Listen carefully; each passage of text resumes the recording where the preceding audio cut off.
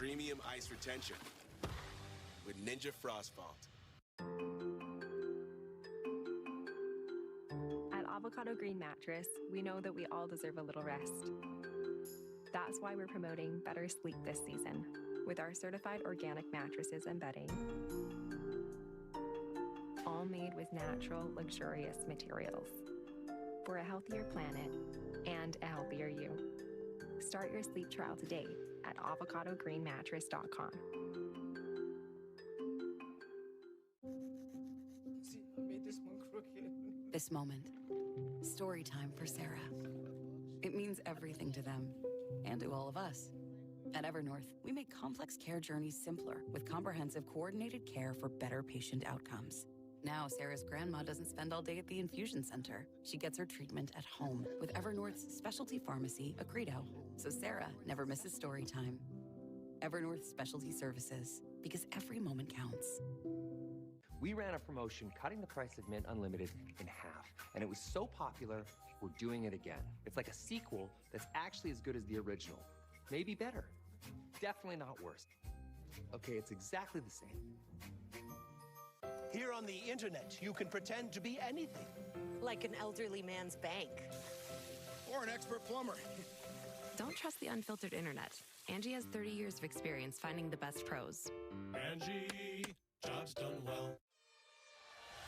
Today is a new age. Circle is building the foundation of our new economic system. We can raise global economic prosperity. Introducing CNBC Plus, the new streaming platform from the #1 source in business news. Watch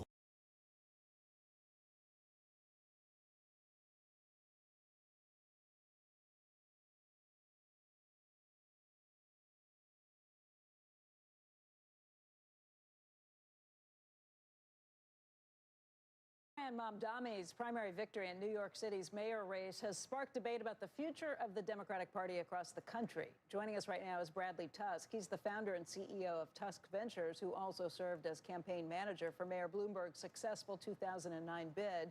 And Bradley, welcome. Thanks for being here. Sure, thanks for having me. Let's talk very quickly about what this means for New York, but I want to quickly get to the broader implications for the Democratic Party. People are watching nationally. Why does this matter? First of all, what does it mean for New York? Do you think he's actually going to be elected mayor? I do think he's going to be elected mayor. I think that whoever the Democratic nominee is walking in with a massive advantage. And turnout was pretty high for a low turnout city, which is about 1 million people voted the Democratic primary. In the 2021 general, only 1.1 million people voted in total. So the idea that there are enough votes for Eric Adams or Andrew Cuomo to win as independent or Curtis Lee was a Republican, the math isn't there. Well, except for Mamdani didn't win even 50% of those million votes that came up. If the people who didn't vote for him say, we don't want him, maybe there are enough votes. Maybe, but keep on. He got 432,000 first place votes. Next week, we'll know about the second and other place votes. So people who ranked him and didn't rank Cuomo, you have to assume they would pick him in a general election. So my guess is he will be over 50% pretty soon. Okay, why do you think this happened? And I guess those are implications with a more national. Yeah, I mean, I think there's a few reasons. The first is I think it was a wholesale rejection, to your point, of the Democratic Party nationally, right? I think Democrats in New York said to the party, you forced Joe Biden down our throats when you knew he wasn't Copus Mentis. Then you forced Kamala Harris down our throats. Then you tried to force Andrew Cuomo down our throats. No, and this is the point of democracy, we're not going to take it. And when the New York Times came out and said, don't rank Mamdani, if anything, I ended up sending everyone in the other direction saying, stop telling us what to do. We don't want to hear it. So that's number one. Number two, he ran a great campaign. He understands that the way that you connect with voters today is short-form video. Give away free stuff. It's TikTok, yeah. But you know, it's funny, even that, there's two issues that New Yorkers tend to care about. Republicans do that too now. If you look at the data, right? It's quality of life and it's affordability. And he ran a campaign on affordability where none of the things he promised can happen realistically in the way that he promised them. But in terms of an issue that resonated with voters, he found that. We know what happens when you price everything too low, like affordable housing, then there's no housing left. When you price goods too low, the demand it's just simple supply and demand. So he's promising things and the opposite will happen. And we've seen it Go to Cuba, go to any place where they've tried it. There's nothing on the shelves. We're going to, I mean, luckily, the mayor of New York City doesn't have that level of control over the supply chain or anything else. But overall, it's funny, Andrew Cuomo, who lost, his dad had this famous quote you probably remember, campaign in poetry, govern in prose. Let's see if Mamdani can do that. So the one encouraging thing I'll say is I had all the candidates except Cuomo on my podcast. He didn't come on. And where at least I was mildly reassured was Mamdani talking about his approach to hiring. Now, New York City or any mayoralty is an operational job. When I worked for Mike Bloomberg, the real reason that Mike was a great mayor was that he was able to attract the best talent for every job. Like you. Yeah, thank you. And let them do their jobs. So what Mamdani told me, might not be true, but what he said to me on the air was, as long as the person that I'm hiring doesn't disagree with me about the thing that I'm hiring them to run, I just want the best people I can get. If he means that, that will make a big difference. And I have already offered to them and said, I'm happy, and a lot of people I know are happy to help give you resumes, find you talent, find you apolitical, talented administrators to run sanitations, parks, buildings, things like that. And one thing he could do right now is say that he wants to keep Jessie Tisch as police commissioner. She's doing a great job, and I think if she were to stay, that would go a long way. She can be commissioner of the social workers that are patrolling the neighborhoods. So is this a way to run a city where, how many people are in New York City? 8.5 million. 450,000 elect a mayor. Can we do it some type of electoral college? Or is it too late to do something? So if you guys remember, I don't know if it was the last time I was on, but not too long ago, I came on to talk about mobile voting, and out of my foundation, I've been building technology that we're going to put up on GitHub and make free to any government that wants it. This wouldn't happen. To give it away. Exactly. So 5% of the city's population effectively chose the next mayor. If we had mobile voting, odds are all of these people who probably didn't vote would at least have the ability to do so. And it's not just that we'd have more turnout, we'd have better candidates. So part of that is the two-party system in the primaries, the way they're set up. We should also have open primaries, for sure. Open primaries should exist. Yeah.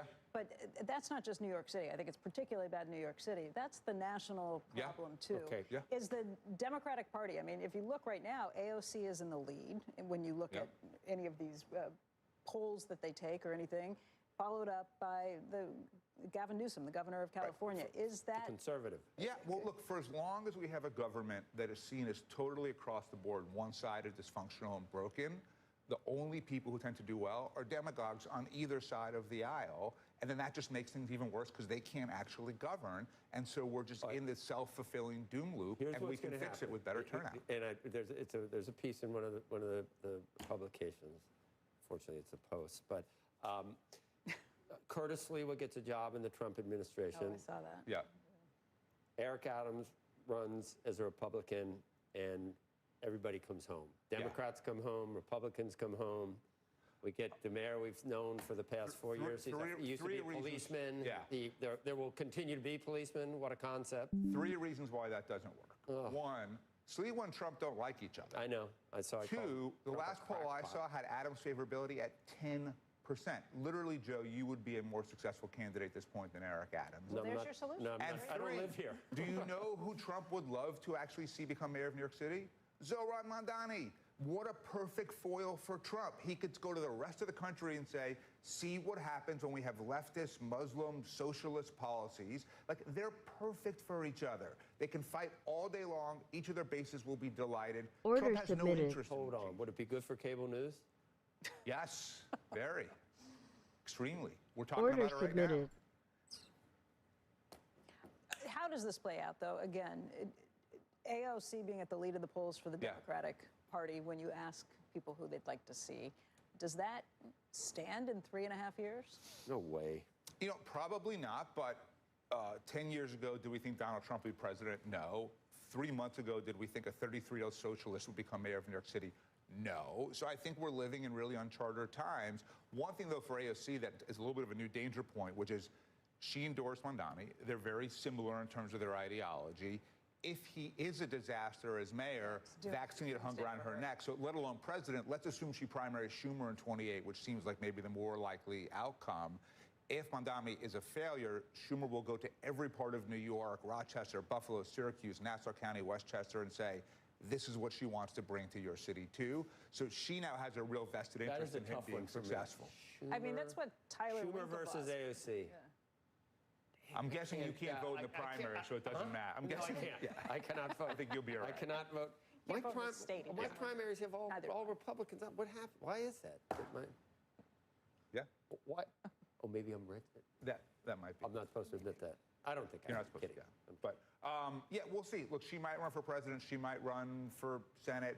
But ultimately, she actually now needs him to perform relatively well. So one interesting thing is, what does she realize, right? She might believe that the way to do it is to bring about the socialist utopia, which is very likely to fail as a governing strategy. Or she's not dumb. She might say, you know what?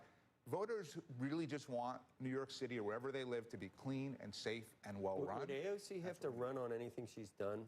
I mean, she makes a hell of a margarita, but is there been a single piece of what is her feather in her cap in the time she's been in Congress? She gets big. No, I just mean legislatively. No, anything else? Anything at all? Has Kim Kardashian done more to be famous than? I am sure that if you went back through the bills that passed in the Biden world, she was a sponsor of some of those bills. And the Green New Deal was a big part. Yeah, but that didn't pass. But creation and passage. But the Inflation Reduction Act, if you remember that one, my guess is that she'll take a lot of credit for that. Yeah. So she'll have stuff to put in a TV ad, but whether or not voters buy it, another story. Bradley, thank you. Thank you for having me.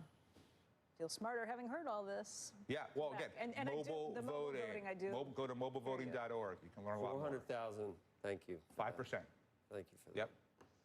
All right, a programming note as well. New York City Mayor Eric Adams will be on Money Movers. That's coming today at 11:15 a.m. Eastern Time. It is just after 8 a.m. on the East Coast, and you're watching Squawk Box right here on CNBC. I'm Becky Quick, along with Joe Kernan. I'm here. Among today's top stories, the United States and China have confirmed details of a trade framework that seeks to allow rare earth exports and easing of tech restrictions. Nike shares rising this morning after it came out with results that beat the street, and the company's CEO says that he expects business to improve from here. That stock is up by 10.75% this morning. We're also awaiting the Fed's preferred inflation gauge. That would be the PCE. Year over year, prices are expected to rise by 2.3%. The core PCE figure is expected to rise, what is it? Yeah, by 2.6%. Minneapolis Fed President Neel Kashkari making comments on inflation and monetary policy in a speech this morning. Where's Lisa? Oh, you're here. I'm here. Because if we're talking about this, you might as well tell us what he said. I'm going to tell you what he said. Exactly. Really interesting comments, by the way. First on what he says about policy and then the why on the policy. He sees a possible first cut in September. He maintains his outlook for 2 cuts this year, but he's adjustable on that. He says the tariff impact could be delayed or it could be less than expected, and provides interesting reasons why both could be true. First, he says companies could be finding ways to avoid tariffs, adjusting their supply routes to find lower effective tariff paths. The actual tariff rate so far, he calculates, is actually closer to 8%, which is triple the current rate, but smaller than the actual headline tariff rates that have been out there. Monetary policy, he says, should focus not on the actual shock to the economy, not the headline announcement in some of the political pronouncements. On the other hand, he says it could be delayed. Notes, only cargo loaded on ships after April 5th has been subject to these reciprocal tariffs, and imports can take 45 days and then longer to hit the retail shelves. So higher tariff goods may only now be making their way to customers, which would explain a delayed impact of the tariffs. Fed should not commit to easing policy in case tariff effects are delayed. If tariff inflation appears later, the Fed can cut and then stay on hold. So it's a pretty interesting, he doesn't give you an answer, but he explains why both things could be true. He also suggests that the Fed policy could be more flexible and fast-moving than we've seen it be in the past. So right. In the past, if you raised or lowered rates and then had to come back and raise them, everybody says, well, you were a failure. You didn't see this coming. You had to do an about-face. It's very messy. You know, that's a very important comment you're making, Becky, because Powell and other Fed chairs, but Powell also has talked about this idea of you don't cut once. So you prepare and you get you wait until the data supports multiple cuts in a row, not just a tweak of a quarter point. But what Kashkari seems to be saying is, hey, okay, let's say it ends up being delayed. If we cut in September, we can stop, go back on hold, and see what the impact is. Yeah, but then if you have to reverse yourself, remember when the ECB moved rates one direction, 25 basis points, and then had to completely reverse course? Yeah, because that was a really dumb line of thinking from Trichet at the time, who thought, which is what everybody if remembers. you tighten policy, you'll help out the economy, was his idea in the middle of the financial. You're talking about the great financial crisis when they made that that opposite. It was opposite day at the ECB. Right. But you're right. It in general. And that's why, they use guidance. If you really have an issue, you guide, so we're going to cut ahead. It's just, it's a big steamer that you're trying to steer the economy. The idea that credit card rates follow these things, auto loans, mortgage rates, all of those things, it takes a little time usually for those things to move to follow monetary policy. And if you're flipping it one direction and then another, it seems like it would. Order filled. And the bigger issue is the Fed is able to offer this guidance and have people figure out which direction they're headed if okay. You're back and forth. Let me press you, Governor Quick. Yes, Does that mean you wait until you have full clarity on tariffs before you act? That seems to be what you're arguing, that you Not don't like this I idea think we have more clarity of stop on start. tariffs now than we did at the beginning of April. Right. And not necessarily. I don't think you necessarily have to wait till you see the whites of their eyes. But I like this idea that he's putting out there, which is A, they could be delayed because it takes time to get on the shelves before they're charged. Right. But B, businesses are clever, and they find a way to lower the effective tariff rate so that the actual rate may not be the headline rate. The actual rate may not be equal to the headline rate. Nike said they're going to have $1 billion in headwinds that come from the tariffs, but that's before they figure out new places to source from, before they put more pressure on their suppliers and others down the chain. So, yeah, we have this, we know it, and we're working on it. So in any event, maybe some appreciation for how difficult it is to navigate this. Yeah. Governor Quick, thank you. Thank you, Chairman Leisman. Can I be Governor Kernan? I want to be Mayor Kernan. Bradley Tuss said you'd have a better shot at it. I know than Eric Adams. He did say that. That's good. You're Mayor jump Kernan? on the bandwagon? You better buy get a tariff quickly. I want to see you run this city. No, Come on. Think about public office. I can 1 a.m. What? A flood? Oh my God. Now? I mean, I would be awful. I would be terrible. If I take my phone off the hook and, some places are on fire. Order filled. No. Well, order filled. Those guys show up, and gals show up everywhere that there's something, and where the buck stops? In Gracie Mansion, so. Yeah. I want to be Senator Pothole. That's what I want to be. I want to be down on the street. I want to say, fix this pothole right here. Senators do nothing. That would be, now that I might do. Yeah, you get Alphonse D'Amato? Decent tables. Oh, gosh. At Cafe Milano. Thank you, Steve. Thank you. All right, we're less than 2 weeks away from Order revealing canceled. our 2025 top states for business. We're also less than 2 weeks Order from submitted. the next big event in the trade war, the scheduled end of President Trump's 90-day tariff delay, and those two things, tariff Order and state submitted. competitiveness, are related. Our Scott Cohn is live at the Port of Oakland to explain. Scott, good morning. Early morning for you. It is, but it's beautiful. Good morning. Good morning, Becky. The Port of Oakland is one of the largest container ports in the country, and it's also an important gateway for exports of ag products from California and the Midwest bound for Asia. So how is that all going to work out as they close the books on this fiscal year? The port's maritime director tells me that on balance, they should be up a little bit for the fiscal year, with imports being flat. That's the tariff issue. But exports being up slightly. But that does not tell the full story of a whole lot of uncertainty for everyone involved. It impacts everybody differently. Bigger companies can weather the storm. Who really, suffers are the small businesses in the area, and then all of the owner-operator truckers. It also affects every state differently. California, as you can imagine, is the most exposed state in a trade war. But it also affects some smaller states that you might not think about right away. You look at a state like Kentucky, its goods trade, exports and imports are about 50% of its GDP. It's the highest in the country. Contrast that with a state like Virginia, where it's less than 10%.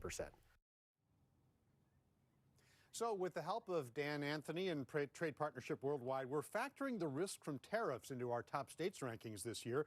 We're looking at each state's international goods trade as a percentage of its GDP, their exposure to China specifically, and the potential impacts from multiple scenarios in the trade war. This will all be worked into our economy category, which, as we've been saying, is the most important category in this year's top state study.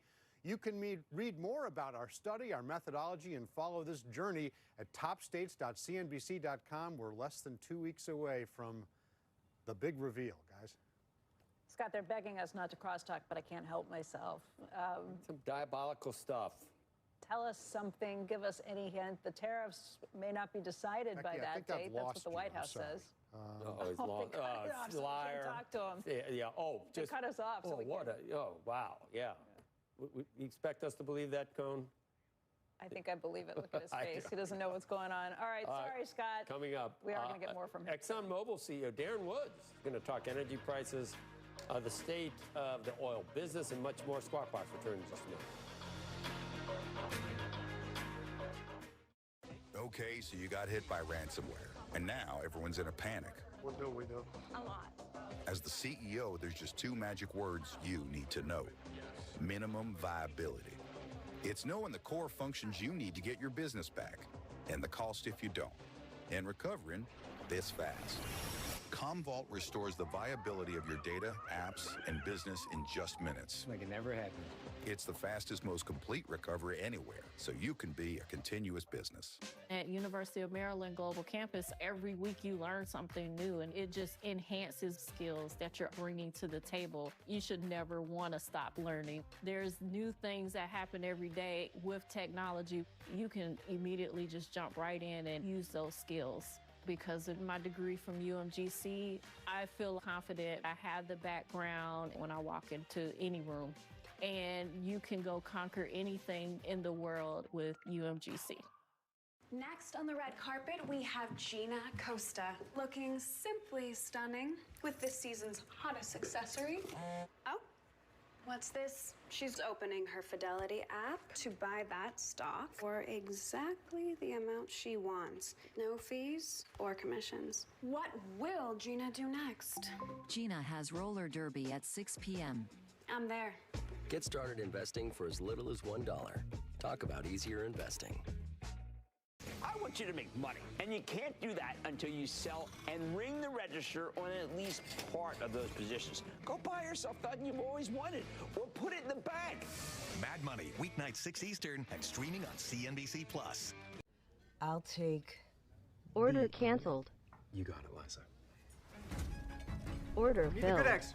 Grab the vital phone. Order submitted.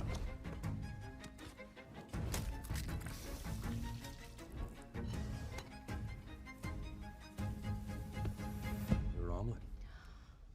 That's what I'm talking about. Vital Farms. Good eggs, no shortcuts. FX is the bear. All episodes now streaming on Hulu.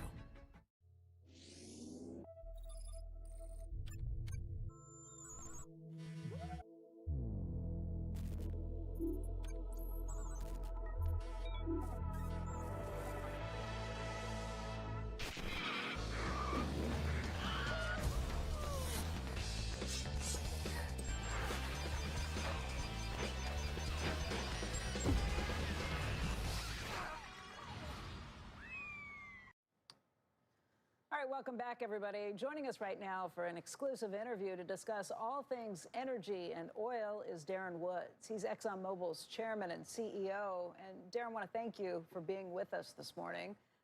Good to see you, Becky. It's good to see you, too. We've been watching so closely what's been happening with oil prices, and we've seen a real rapid rise and then drop off again after what's been happening in the Middle East. Crude oil back at $65 a barrel. But it got up there for a few days, and I just wonder, from your perspective, what you were watching on this, what you think's happening, and how volatile oil prices will continue to be. Well, I think you've got to start with the context of the global markets prior to the Israeli bombing of Iran. The markets were very well supplied. In fact, there was plenty of spare capacity, and OPEC was bringing additional barrels onto the marketplace. And so prices were generally trending down with that additional supply coming into the marketplace. What we saw right after the initial bombings is the markets reacting to the potential implication of impacting the production and the supply coming from that region, not necessarily what was coming out of Iran. In fact, there was plenty of supply available to offset any barrels that were disrupted and kept out of the market coming from Iran. Order it was more submitted. of a concern around the transportation corridors, the Straits of Hormuz, or other production in the region. As the bombing and the conflict progressed, what became very clear was a concerted effort not to disrupt that global flow of oil and natural gas. And so as a result, the markets have stabilized and prices have come back down, reflecting what I think is a very healthy supply of both gas, natural gas, and oil. In other words, you think these prices probably stick around these levels for a while? Yeah, I think, the concern was a broader disruption in the region. Today, I think it looks much less likely that will happen. And so I think stability there, if something was to change, you'd see that impact, just reflecting the critical source of supply coming out of that region of the world. Did you change any plans when you saw prices spike, or were you just kind of planning contingency plans that you could roll out if need be? Well, the most immediate reaction that we took with respect to what was happening there is we've got people based in that region, in that area, and so our first priority was to make sure they were safe and that we were taking care of their families and protecting our individuals there, which we took action with that respect. If you look at what we're doing as a business, we're diversified all around the globe, and we have a very significant presence here in the U.S. And in fact, I think one of the advantages that the U.S. saw and the global market saw with respect to this disruption is just the growth in U.S. supply. I think it speaks to the importance of having domestic supply, a broad, diversified supply base around the planet, and the growth there to offset and stabilize potential disruptions in any place on the planet. So our production here in the U.S., we're growing faster than anybody else. We've got a very large production base here, big investments. We were continuing on that basis. Hey, Darren, we've been talking this morning about the revenge tax, which I didn't even realize was part of the big, beautiful bill that's been working its way through Congress. The Treasury Secretary, Scott Bessent, has asked Congress to take out the revenge tax because he says that they've negotiated with the G7 nations to make sure that American companies aren't being held hostage, basically, for some taxes that the EU was putting in. This was designed to counteract that, and when they got their way with the negotiations, they said, okay, let's take it out. I know you all, the oil industry and the administration, have been working on trying to do some similar activities when it comes to EU climate regulations. Can you tell us a little bit about what's happening and what you've been talking to the Trump administration about? Sure, and I would say, I'd start by just saying it's not an industry-specific issue. This is a broader issue associated with any large company doing business in the EU. And I think, again, the context for this is if you go back, the European politicians have for decades been trying to decarbonize their economy. Unfortunately, been putting policies in place that are more aligned with an ideology rather than the true understanding of the technical issues and the solutions that are available to address the impacts of climate and reduce emissions. We've ended up in Europe with a mishmash of, frankly, impractical regulations with unrealistic ambitions. That has slowed economic growth. It has made the businesses operating out of Europe uncompetitive. It has raised the cost of living in Europe. I think policymakers are waking up to that issue. Unfortunately, their response is not to fix and revamp the policies that they put in place that aren't working, but instead try to bring the rest of the world down to their level. And so they've passed legislation last year called the Corporate Sustainability Due Diligence Directive, CSDDD, which basically requires any company selling into Europe to meet EU regulations and try to meet, again, their ambitions with respect to climate that, frankly, is not technically practical. So for a company like ExxonMobil, any other large company selling into Europe as well, you have to shape policies for your entire operations to meet EU regulations. That says for us here in Texas, we have to make our business here in Texas comply with EU regulations. If we don't do that, they can sue us, and the minimum penalty that they put in place is 5% of our global revenues. So it is a irrational piece of policy. It's probably some of the worst legislation I've seen passed anywhere in the world. And so we are advocating to the Trump administration to address this as part of their trade policies. We've talked to Congress about putting in blocking legislation. We're frankly trying to help the Europeans save themselves here. Because the alternative would be that you would no longer do business in Europe? And that is exactly the issue, is the exposure and the requirements that puts on a multinational company like ourselves means what's the value of doing business in Europe versus the cost of implementing some impractical, unachievable regulation across our entire operations all over the planet. Qatar Energy out of Qatar has been very vocal in saying they'll stop supplying LNG if that legislation is enacted. And so I think it's a very serious threat to the people of Europe and the economic well-being. It sounds very much like the Digital Services Act, although the idea of it coming back with the 5% tax that they could put on your entire global revenue, but the idea of having to run your entire business anywhere in the world based on what they have said, I guess that's a different and new standard. You've had conversations, I think, directly with President Trump about this? I've talked to President Trump, I've talked to the EU president, and I've been engaged across the political spectrum, really trying to raise the awareness and to point out the fact that EU politicians are basically trying to regulate U.S. companies in the U.S. and, frankly, any company around the world who does business in the EU. The other, the irony of this as well, it's not just our emissions that we're producing, but that law requires us to reduce the emissions of our consumers. And so it's a very irrational piece of legislation that, frankly, is going to do significant damage to the economy and, frankly, any business who wants to sell into Europe. Darren, this week we heard rumors brought up that the company has shut down, but the idea of a tie-up with Shell buying BP, it kind of points to the consolidation that we've seen in the industry, kicked off by you and some of the big deals that you've done as well. Do you think we will see more consolidation in your industry? Yeah, I think I can't speak for other companies, but if you look at what we've been trying to do, the opportunity to consolidate ultimately has to be driven by the ability to create additional value above and beyond what either company can do individually. Our strategy has been to really focus in on what we think are key competitive advantages, strengthen those advantages. One of the chief ones for us we've been very focused on is technology development, making sure that we can bring value to the resources that we're trying to produce.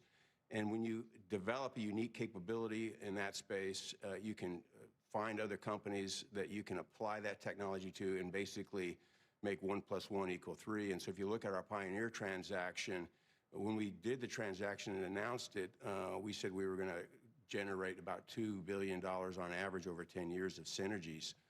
We recently updated that to $3 billion just based on the value that we're able to unlock with the combination of both what we brought and what the Pioneer organization had in place. And my expectation is we'll continue to up that synergy level because we're finding more and more opportunities. That's the drive for consolidation and combining companies. My expectation is with the work we've been doing to strengthen our advantages, we'll find more opportunities for our company to do that. Obviously can't speak for others.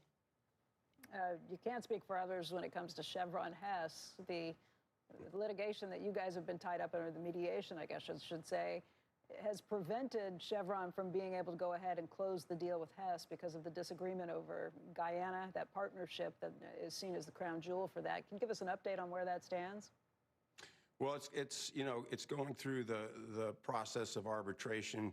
You recall that Hess, 70% of Hess's value is locked up in the Guyana asset that we have been developing, that we believe that transaction gives us a preemption right. Obviously, Hess and Chevron feel differently about that. We weren't able to reconcile that difference, and we're basically using the mechanism that was laid out in the contract to go to arbitration. We're going through that process. My expectation is over the next month or two, we should see a ruling from that panel, and we'll get, I guess, clear guidance on the interpretation of that contract.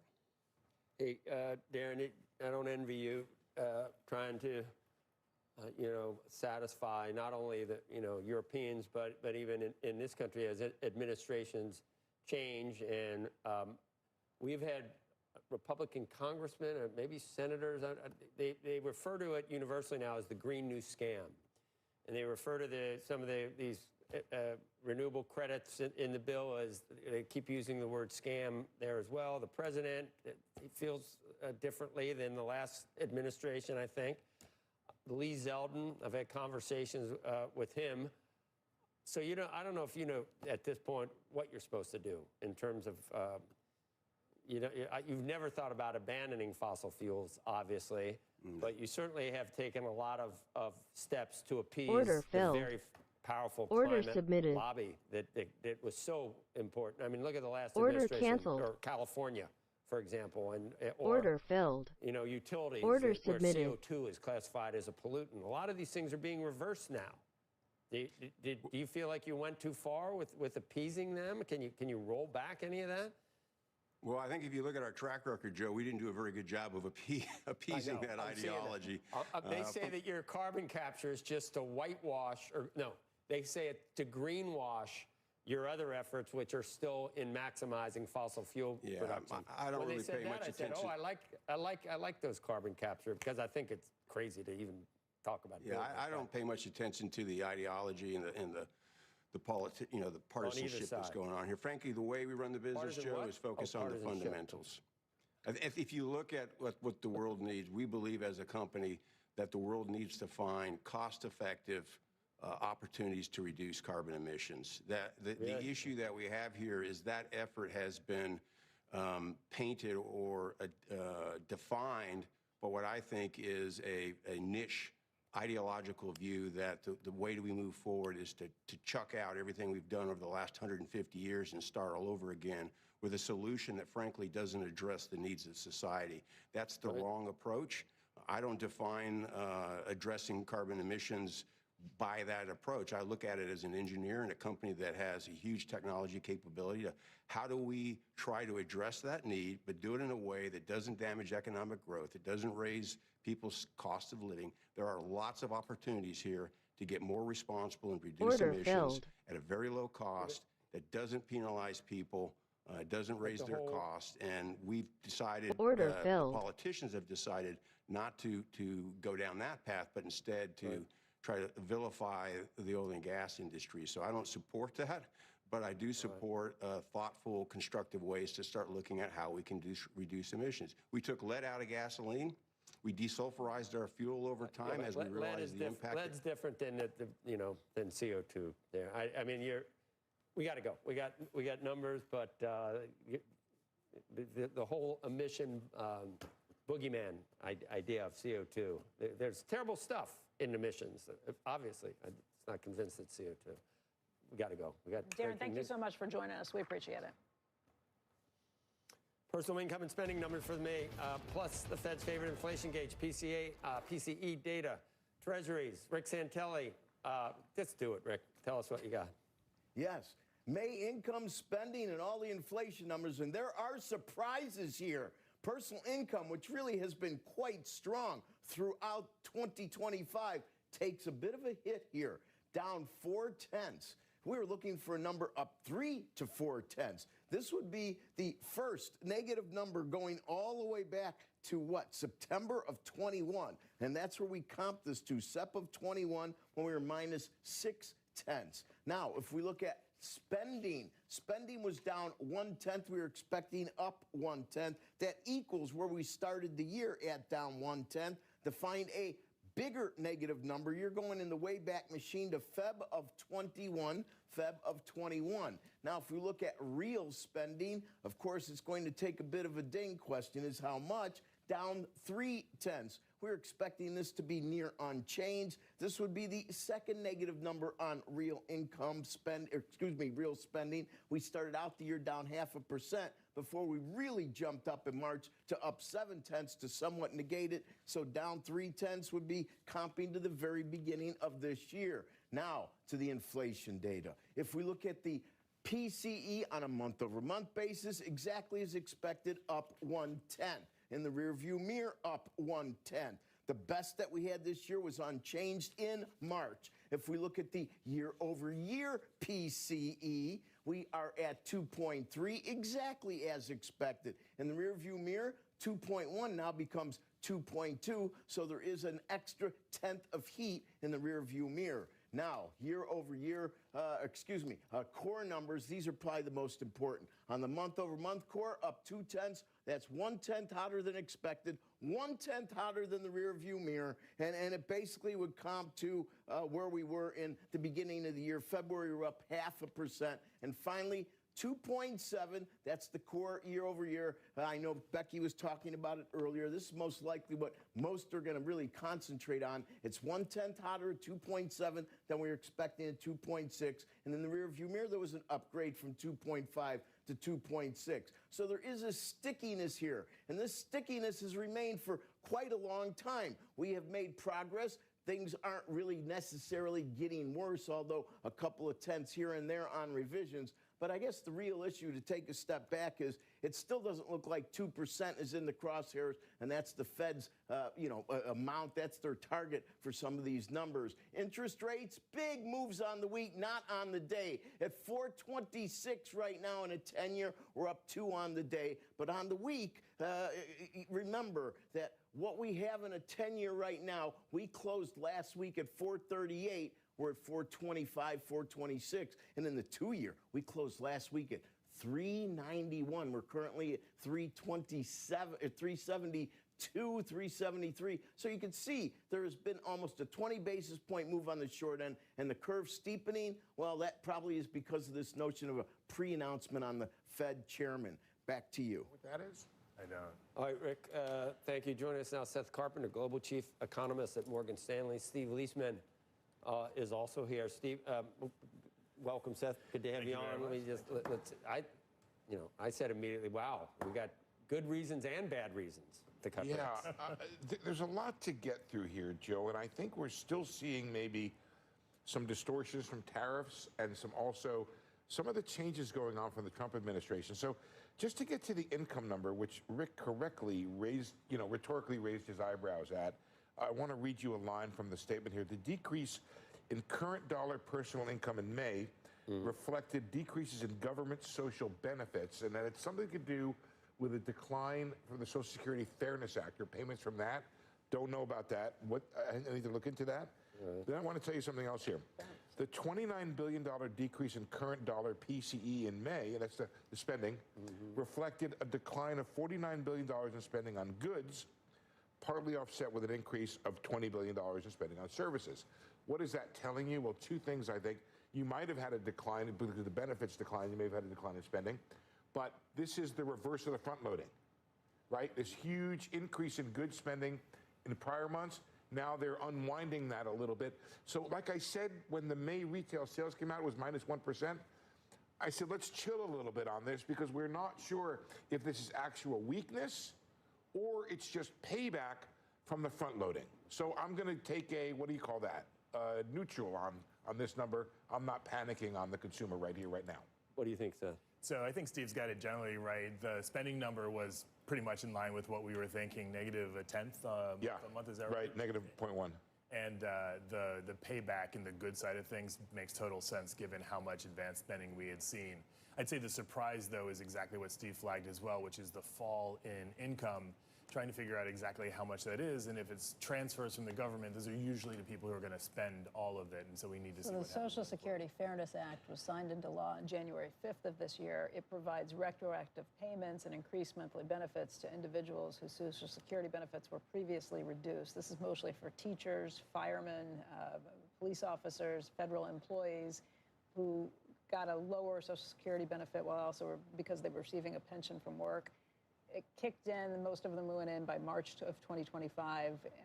The increased monthly benefits start in April 2025, but maybe it was the big... I think the president unwound it, though, right? Yeah. That's what I think might have happened. I think we have to look into that. Anyway, it's stuff like this. One-time stuff shows up in the data, and I don't think you panic over it. I think that's exactly right. I think the spending side of things, the real economy side of things, those are sort of month-to-month fluctuations that aren't the real story. I think people were focused for a long time on inflation. We got CPI already that fed into this report.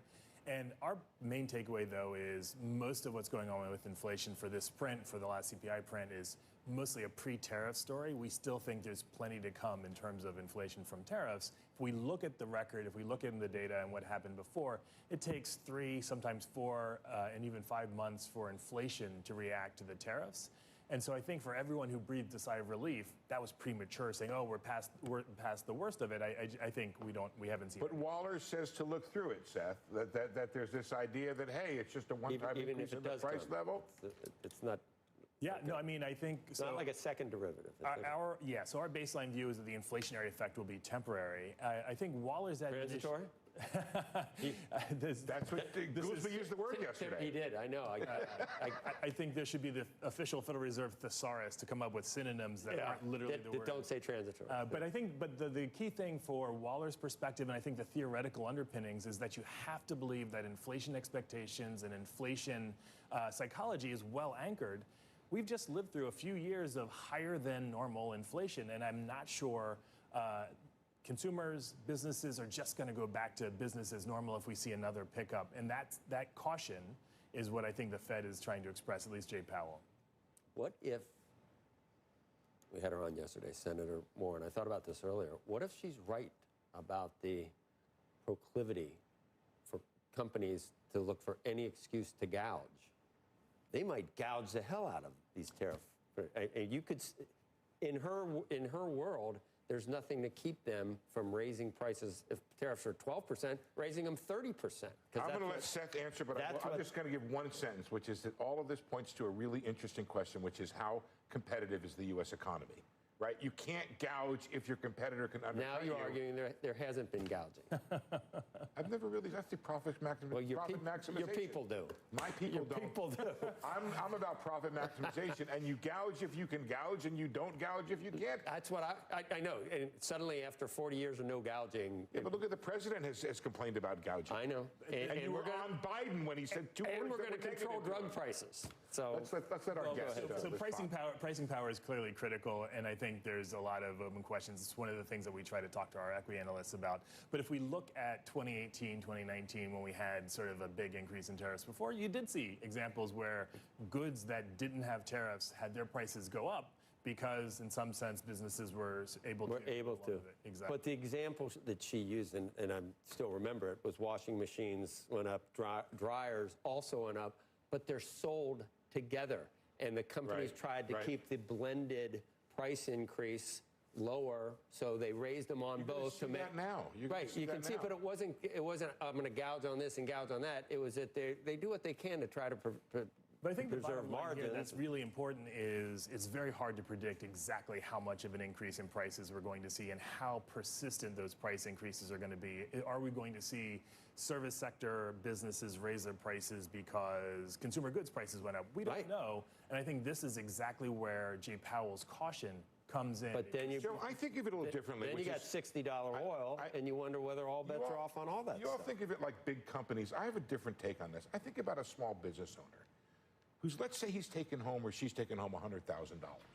All of a sudden their prices went up. And you're telling me I should take home $80,000 or $90,000? No, Everybody thinks of like the Home Depot's price gouging. If it comes down to you got to raise price. Well, no, what Seth said is the key. Preserve margin means preserve my income as a small business owner. So it's not gouging. That's a good point. That's a good point. Of course not. You're accusing. No, I'm not.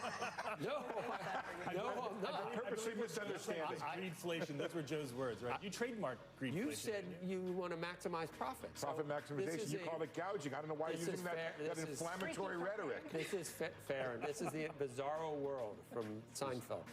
No, it's Freaky Friday. Opposite day. Freaky Friday. Opposite day. Thanks, Seth. And Steve, Squawk Box will be right back. Yeah.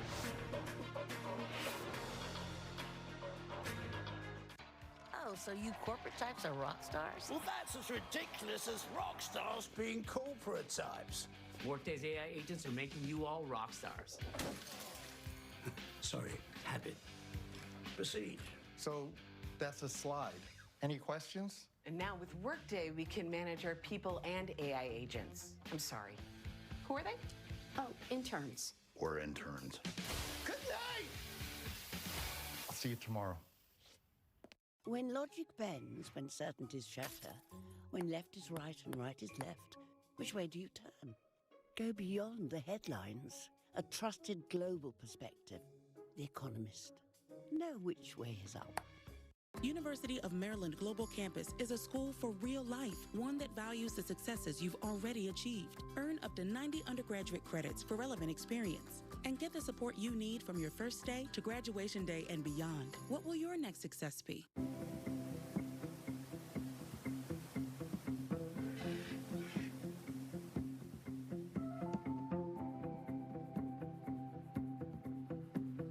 Pedro's parents planned for adventure, but they didn't plan for him to make a new best friend.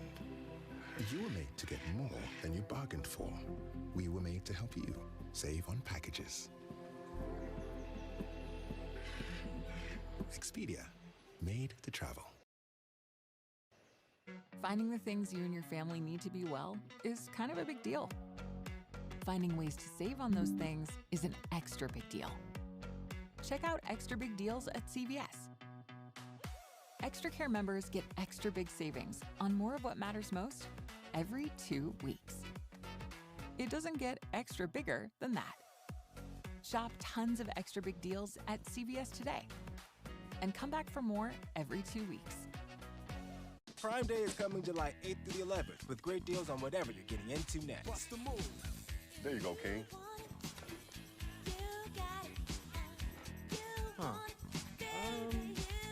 Next.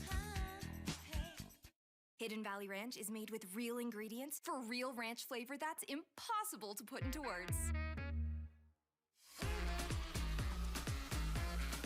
But that's pretty close. Indescribably delicious Hidden Valley Ranch.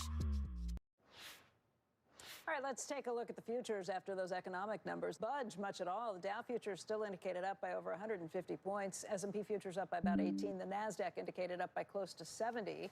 For more on the markets right now, we want to get to Mike Santoli at the New York Stock Exchange. Mike, what was the reaction, if anything? And are you surprised that there doesn't look like there was much of a reaction to those numbers? Not a major one, Becky. I mean, equity futures maybe eased slightly back off the highs, but the overall picture remained intact of inflation in the zone where we were expecting. The income and spending stuff very noisy. But here's what the S&P looks like now. It's still set up to open in new record high range. Last record high, February 19th. It was basically 7 weeks down, 11 weeks up. It's one of the more kind of violent and dramatic recoveries, 27% from the low. Why? Because we expected and priced in some pretty bad scenarios near the lows about trade, about what it would mean for the economy. We got relief along the way. Some of the suspense drained away from the trade situation. And then still renewed and reassured confidence in that AI trade. Take a look at the NASDAQ 100 relative to the equal weighted version of that same index. Same 100 stocks. Submitted. One is weighted by market cap. That one is taking flight. Order submitted. 5 stocks are like 1/3 of this index. Now, it doesn't mean that the equal weight is in bad shape, right? It's also kind of threatening its old highs there. That's the orange line. But it is a somewhat narrowly led rally this time around. Only about 5 or 6% of stocks made a new high yesterday, with the S&P pretty much on the precipice of it. We do have Nike set to have a pretty decent bounce after its results last night. I've tracked Nike alongside Starbucks and Walt Disney for years because they have traded somewhat similarly into and out of the pandemic. Obviously, great global brands that kind of hit hard times. They were basically in the same spot right there about a little over a year ago. And you saw Disney pull out of it. You saw Starbucks with a new CEO pull out of it. And maybe Nike, with some kind of confidence in a new CEO and a restructuring, can make up some ground. We'll have to see. All right, Mike, thank you. Yep. Have a great Friday. Up next, former Fed Governor Dan Tarullo on the future of the Fed, interest rates, and much more. Squawk Box will be right back.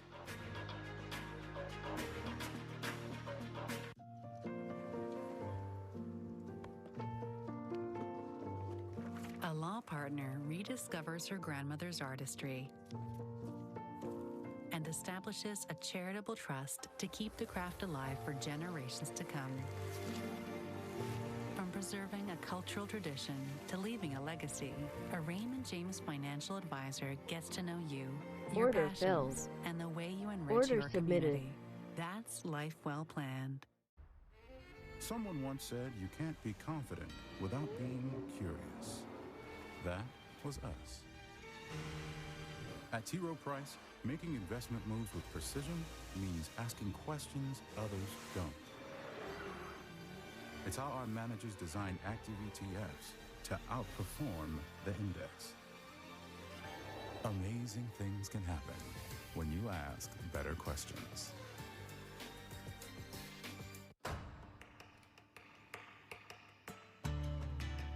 Decking and railing that stands up to whatever you ask and bends to your every whim. Trex, performance engineered for your life outdoors. What we're building is really, really important for the future of humanity. Companies like Voyager don't just adapt to change, they create it. Innovation, space, defense, national security is great, but our mission is you. Down, up, right, left, inside, out. Sometimes it's hard to make sense from nonsense. Go beyond the headlines. A trusted global perspective. The Economist. Know which way is up. Starting this business, I barely had time to hire. ZipRecruiter has this feature called Zip Intro. It did all of the work of finding and scheduling the candidates for me. The goal was to make 2 hires, but I ended up making 4 in a week. Try it free only at ZipRecruiter.com/CNBC. Buying a car is kind of a big deal. There's like a million options, and you deserve something you love. At Car Gurus, we get it. As the #1 most visited car shopping site, we make sure your big deal is the best deal.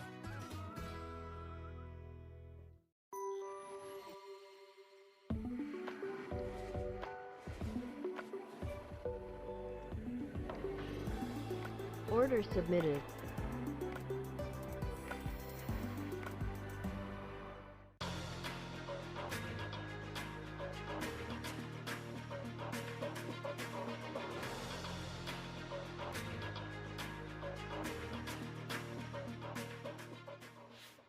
He's an average mentally person.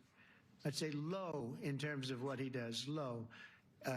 Low IQ for what he does, okay? But he's probably a very political guy, I guess. I don't know. I think he's a very stupid person, actually. Well, President Trump's battle with Fed Chair Jay Powell taking another turn this week, or another leg down, I suppose. Those attacks coming as the Wall Street Journal reported this week that the president may announce Powell's replacement by early this fall. The White House yesterday denying that the president is close to announcing Powell's successor. And joining us right now is former Federal Reserve Governor Daniel Tarullo. He led the central bank's regulatory reforms in the wake of the financial crisis. He's now a Harvard law professor. And Dan, we've got a lot to talk through. I guess we could take this as our opening discussion, though. What do you think about the attacks against Jay Powell? Does it impact the Fed? And how does the Fed react, if anything? Well, the attacks have sort of become the norm now, Becky, I think, rather than unusual. Order filled. I genuinely believe that Jay Powell is trying to do 2 things Order in the last submitted. year of his term. One is to make monetary policy calls as he thinks the analytics in the economy warrant. And 2, and closely connected to Order that, submitted. is to try to preserve the Fed's monetary policy independence. And as I think you saw in his press conference, I don't think he's being pushed in a direction towards more accommodation in an effort to relieve any pressure on himself. I think he's been willing to take a lot of pressure. All right, let's shift gears, I suppose, and ask what you think the Fed should be doing right now, what you'd be doing if you were a governor. We just got these new numbers that were a little confusing just in terms of what consumers are feeling, both in terms of what they're spending and in terms of what they're saving and bringing in. Where do you think the economy is right now? Would you cut rates at this point? Not at this point. I wouldn't. I think, as you have a couple of segments already this morning, Becky, I think, which shows that uncertainty kind of abounds. The speculation about how much impact tariffs are going to have and on inflation, and more importantly, probably than that, how long-lasting that impact will be, whether it will work its way into secondary price increases. There's a lot of uncertainty, obviously, around that. Neil Kashkari was addressing that this morning, I think. On the consumer side, we not only have the softer income numbers and the questions about whether or not there's going to be reduction in consumer sentiment translating into reduced consumer activity. So you've got an unusual situation in which there are pressures on both sides of the mandate, but to this point, both sides of the mandate are performing reasonably well. And so I think under those circumstances, Chair Powell and the rest of the FOMC are well advised to wait to see if they can identify more of a dominant trend before they act. Now, look, the Fed should always try to be ahead rather than purely reactive. But I think now is a time when it's particularly difficult to be in that position. The Federal Reserve voted this week to ease some of the bank leverage rules, the SLR. You've been a fan of that, but I think with some caveats. Yeah, I mean, I support the underlying approach they took, Becky, which is to reduce and to tailor more to each of the biggest banks the minimum enhanced supplementary leverage ratio. My concern with what they're doing is they're just doing it on one side. They're not, as I think they should, they're not applying market risk capital requirements to longer dated treasuries that are sitting in the available for sale portfolio. And as you know, even though we're going to continue to assume that those treasuries are entirely creditworthy, they can suffer losses in value as interest rates go up and markets move. And so it seems to me that while taking account of how much the federal government's debt burden has grown and how many more treasuries are out there, yes, we do need to make an adjustment in the ESLR. But I think we've still got to take into account the risks that really are there, and market risk is one of them. Do you think the Fed will follow with those caveats, or they'll just go ahead and raise the limits? Well, lower the minimum, which is raising how many treasuries can be held. No, I don't think they're going to follow my caveat. We'll see. I mean, they're into a comment period right now, and maybe people will make this point. But it's a broader trend, I think, Becky. I don't think we're seeing lots of hints of deregulation on the stress test, of course, on the Basel III endgame proposal, which won't be deregulatory, but I think it's not going to raise capital requirements. We're probably going to see it, although maybe not for a while, in reducing the GSIB surcharge. I haven't seen any indication yet of, even on a targeted basis, anything to respond to other issues that may be out there. For example, nothing still has been done to respond to the Silicon Valley Signature First Republic failures, notwithstanding the fact that 2 years ago, when we were all talking about this, we all identified a bunch of things that probably should be changed. Dan, so you think there's pressures on both sides of the mandate, so that's interesting. I wonder if we knew which was more substantial. I guess we don't. So let's assume that the pressures are the same on the inflation fears and the growth fears. Then you would think if the inflation fears are borne out or much worse, we're not talking about raising rates.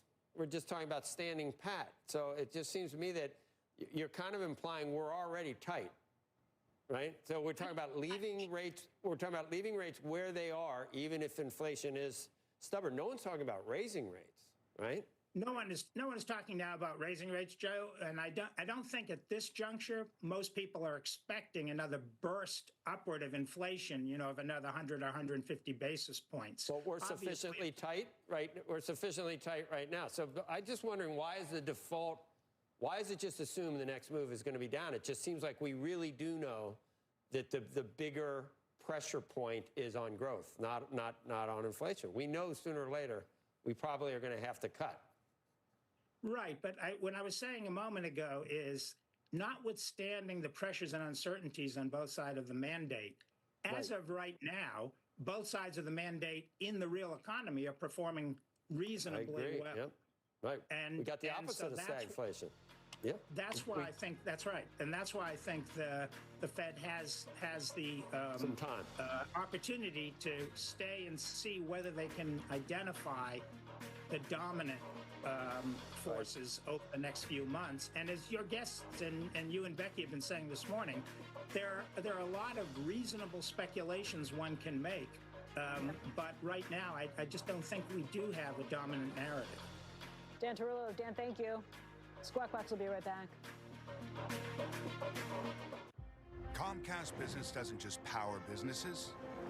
We help turn them into logistics mastering, supply chain transforming, seamlessly restocking, frictionless paying, poke bowl ordering, cyber securing, mobile access granting, data managing. Welcome to the worlding modern businesses. Powering the engine of modern business, Comcast Business. Just back is sore. Let's go! Ice. Hot. Ice works fast, heat makes it last. Icy hot, just so back.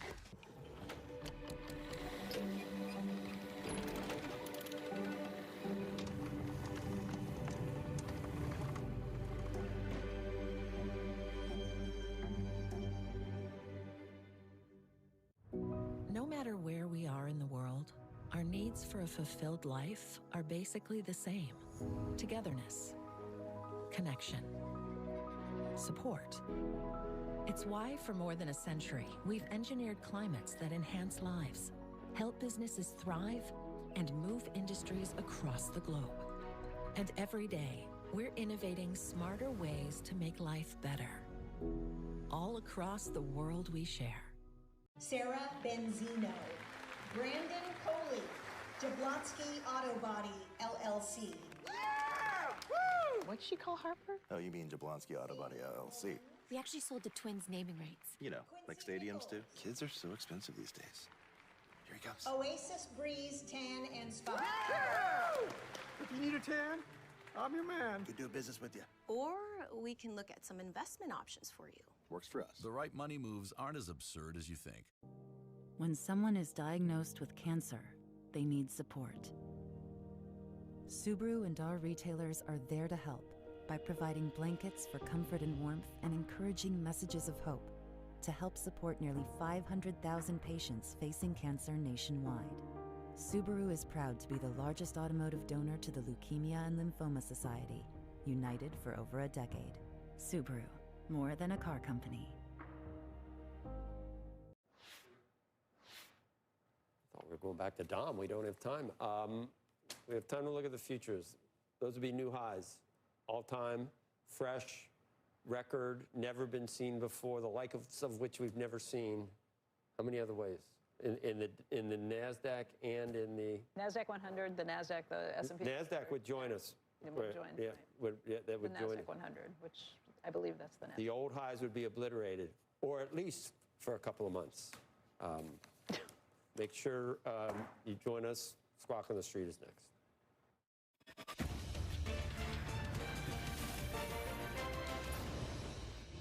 Good morning. Welcome to Squawk on the Street. I'm David Faber. He is Jim Cramer, and we are live from Postland at the New York Stock Exchange. Carl has the morning off. Let's give you a look at futures before we get started with trading for the last day of the trading week. Happy Friday, everybody. We're looking for another higher open on a week where we are headed towards records, and that is where our roadmap begins, yes. Jim, with that record run, the S&P and the NASDAQ on the verge of hitting new highs. Core PCE, that is the Fed's preferred inflation gauge, slightly hotter than expected. Plus, the race to $4 trillion, NVIDIA and Microsoft both pushing to new highs, and they are both getting closer to that market cap milestone. And shares of Nike, they're up on the back of the latest earnings and commentary from the company. Its guidance, the fact that the worst may be behind it, has the stock at least up a few percentage points, Jim. Let's start, though, with the S&P and the NASDAQ, because we are right here at record highs. I was watching the show last night, your show, Mad Money. Thank you. You're welcome. I thought it was interesting because you were talking not just about tech, but the fact that when you go through some of the best performers, it's not just tech. That said, it's where we spend most of our time for obvious reasons, and certainly we are focused on the NVIDIAs and the Microsofts, which continue to move higher. I think that we're at a period where it's kind of the old days. Try to spend. This is what I do. Amazon up 3. Guys, what's the story? Amazon. What's going on with Amazon? Alphabet up 5. What is that? What is that? Apple up 2. We are back to that moment where there is no explanation. There's just money in. Remember the money in, the transom money that we had in the 90s? So it's only a question of whether it's 95, 96, 97, 98, or 90. And the money that's coming in over the transom is extraordinary. It's very different from what we've had in the last decade. It's individuals. But they're buying ETFs. Thank you, Michael Harnett, who does great work at Bank of America.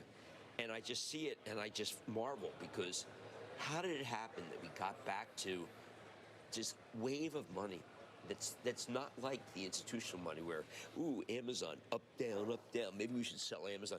This is just concentrated buying of winning stocks. And you think a lot of it is retail fueled? Yes. Through purchases of ETFs, which are then turning around and often just buying the indexes themselves and or particular parts. Well, that's part of what I see. When I see a group move before the market starts, that's ETFs. Yeah. And it's very exciting and very excited people. So you get the situation, David, where there'll be maybe a question about whether you should buy or not. And, the tie goes to the buyer. And I think it's not like what we're used to for the last decade of a discerning market where, well, wait a second, who's doing really well? It's more of like, hey, I got to get in. No, I don't want to go with the FOMO stuff. That is not what I'm talking about. I'm talking about what feels like generational. Right. Although, the other day, again, we're having a similar conversation. You did express some concern about momentum. Well, which is part of what you're describing right now. Right. I mean, look, the president will sign some proclamation, say you can have federal lands to do data centers, and we're going to find new ways to power things. Well, let's go buy Oklo. And I remember when I first got in the market, it would be like, oh, sunny day, let's buy straw hat, Discover. There are people who are buying the same thesis over and over and over again, and that doesn't end well. But if I look at Oklo, which is a real company, and I believe in nuclear, why not buy it? Mm-hmm. Why not buy it if you're a young person and you believe nuclear power is coming back? Right. That's what's going on. I'm telling you, it's generation. And does valuation play a role here at some point? Do we start to look at certain parts of the market? I speak to so many. In 21, remember when everybody was buying everything, but they're not thinking like that. Obviously, we're now in a period where we're expecting rates to come down and not. But this PCE says they're not going to come down. These people don't know rates. We have to get away from what we talk about. This is not a rate-driven market. This is a momentum and generational-driven market. This is the $100 trillion transformation from the baby boomers to young people, and it's being done through Robinhood. It's not being done through the traditional firms. We're not seeing it. It's people who are buying some crypto, and they're buying some speculative stocks, and maybe they're buying some Amazon, and they're buying some Microsoft. These are new buyers, and this generation is not catered to by our network. No, we'd like to. Well, then if you talk about PCEs, when they don't know P and C and E. You've also made the point that a lot of that buying, if it's on platforms like Robinhood, is short-term in nature. They do trade, but it's who's determining the price. Robinhood. These people are active, and the stocks can't handle their activity. They go up. Now, no one talks about this, but there's $100 trillion going from one group to another. You mean the shift, right? From and the baby boomers. That group does not know who Goolsby Austin is, okay? It was a guy with 2 last names. They don't know. But we can sit here and we can be judgmental and focus on that next quarter point and miss the big picture. No, what big picture being? I hear there's a new Alexa. My Apple doesn't do what my Samsung does. Let's sell Apple and buy Amazon. You've got to understand, we are not in touch with what's happening. Now, yes, the financial... Speak for yourself there, buddy. I'm in touch. No, you are. I mean, I try to be. No, you are, because you recognize that there's a switch going on. But we have to get, look, I can talk about the Fed although it's all I much want. harder to put a finger on exactly the influence that retail has that you're describing. What I've been they have an Amazon. Spending a lot of time in is more of the multi-manager funds such as Millennium and Citadel, which have amassed enormous amounts of money, and the influence they have in the market, obviously using the leverage they do, is. And by the way, there are many others as well. They're the two, largest that I think about, but with the pods, so to speak. And we got 4 guys trading this, and they get a certain amount of capital. We give them a certain amount of leverage, and then they screw it up. We pull it. But that's been a model that has proved to be quite effective. There's no way you. And they also have a lot of influence in the daily movements They're in these sync, stocks. but they're not trading with Robinhood. But they're in sync. Look, this Robinhood, which has been ignored from 18 to 80. I mean, look at this move. Yeah. This is the generational transfer of money. These people are not focused on and do not know who Jay Powell is, other than he's an idiot or stupid, because they listen to the president. Jay Powell, a man who is quite distinctive, has done so much for the country, and is a patriot who is being denigrated daily. They don't even care. They don't know who they know what they see. They use Amazon. Amazon gets better and better. They're trying to figure out whether they should switch from Google and Gemini to Perplexity or ChatGPT. I am not going to neglect how they think, because that's suicidal. Okay. Send me an invitation to my funeral. Is there anything that changes their thinking then? I mean, and again, well, you can't. July 9th is not far away. At this point, it doesn't appear there may be a big change in he trade iced policy. July 9th. He iced July 9th. He, being the president, did seem to take that off the table. Ever since to my a friend certain Peter extent. Navarro seems to have disappeared. Where is Navarro? I just think that there is where Trump won. Trump wants the stock market higher. There are a lot of people who believe that he can do what he wants in nuclear, so the nuclear stocks go higher. That they can do that Palantir and the software companies will make a big change in the country. I recommended the other day, David, on Stop Trading. Yes. I said that AeroVironment 180 seemed cheap. Now, what day was that? Well, you did it on the Mad Dash with me. I think it was either Wednesday I said or 180, Tuesday. I believe 180, it might have I been thought Wednesday. it was cheap. It's at 280. That's 3 days. 180 to 280. Wow. Why? Because this is something that young people buy. They don't sit there and say, "Ooh, it's a little overvalued on my Black Scholes model." Jim, you had a good call on that No, I didn't have a good call. No, you didn't. I said that it was going to be like Palantir. Yeah. It had an anti-drone drone. Right, I know. You talked to me about the radar, the laser. The laser is the way to. Yes, well, the laser. Their Everyone laser thinks can we make take out the other $60,000 drones.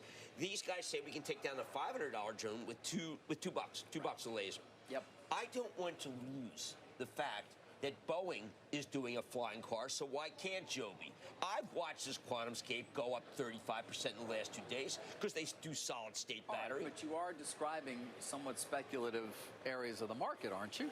I am saying that if it's generational, then it's secular.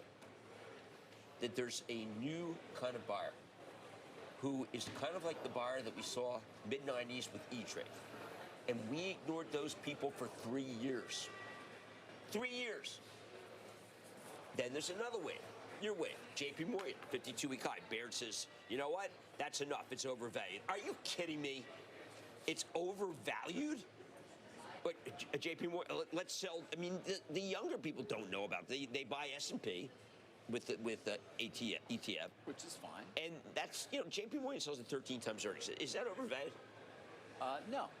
No, I would assume many people would argue 13 times is not. No. Necessarily. They buy Boeing. Why? Because they fly. They go to places. Well, and also because they may be poised for real free cash flow generation. Now, by the way, when are we going to, not to get off topic, but the black box from the Air India flight, we should be hearing any moment. I'm still betting at the 787, which never had a single fatality.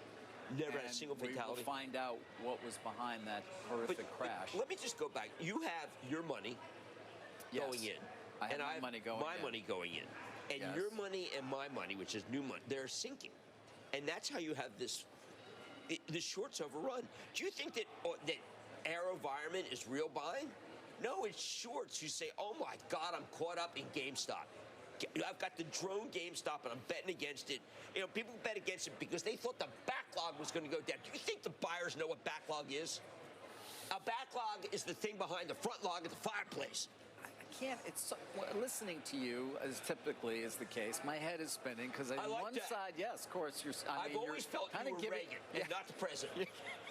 You're giving the reasons why we're going higher. But at the same time, I can't quite figure out if you think it's a good thing or a bad thing. For example, I mean, air environment. Good thing or a bad thing. It's a thing. It's just a thing. Why do I have to judge it? Do you think that these older portfolio managers and these home offices are buying Joby?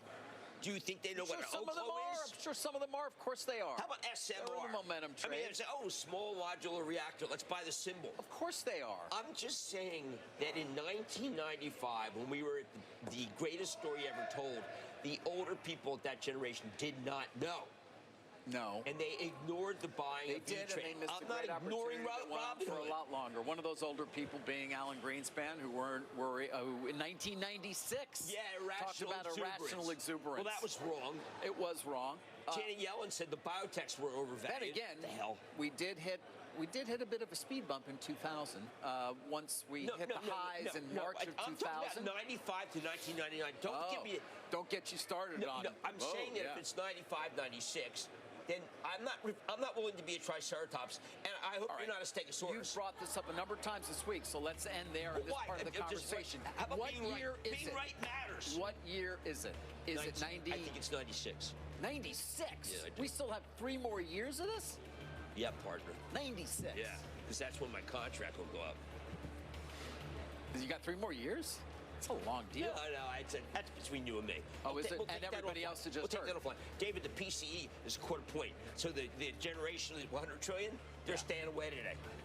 $100 trillion being transferred. Yes, I've heard the numbers. Why can't we talk about that instead of talking about, I don't know. So it's just pure demographics, the money being left by What is some Cleveland person thinking here? It's not Loretta Meister anymore. Who is it? I don't know. I don't know, but the Commanders, I don't even know the team name. How about Washington? What are they? Yeah, they're the Commanders. You know that. Yes. Yeah, Josh Harris. Yeah, you know Washington, that. Yeah. Josh Silver. We got a great quarterback. Josh Harris. Are we going to already start talking football? Are we already done? It's like 10 weeks. Yeah. Look, just stick with By the way, on sports, we got Nike coming up. We're going to talk about. I am all over that. We're going to talk. He's all over. We have to understand there's a new generation in.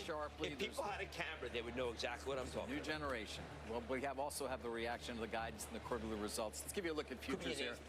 We got 16 minutes until we get started with trading on this summer Friday, and we look like we're going to have a higher open. We're right back.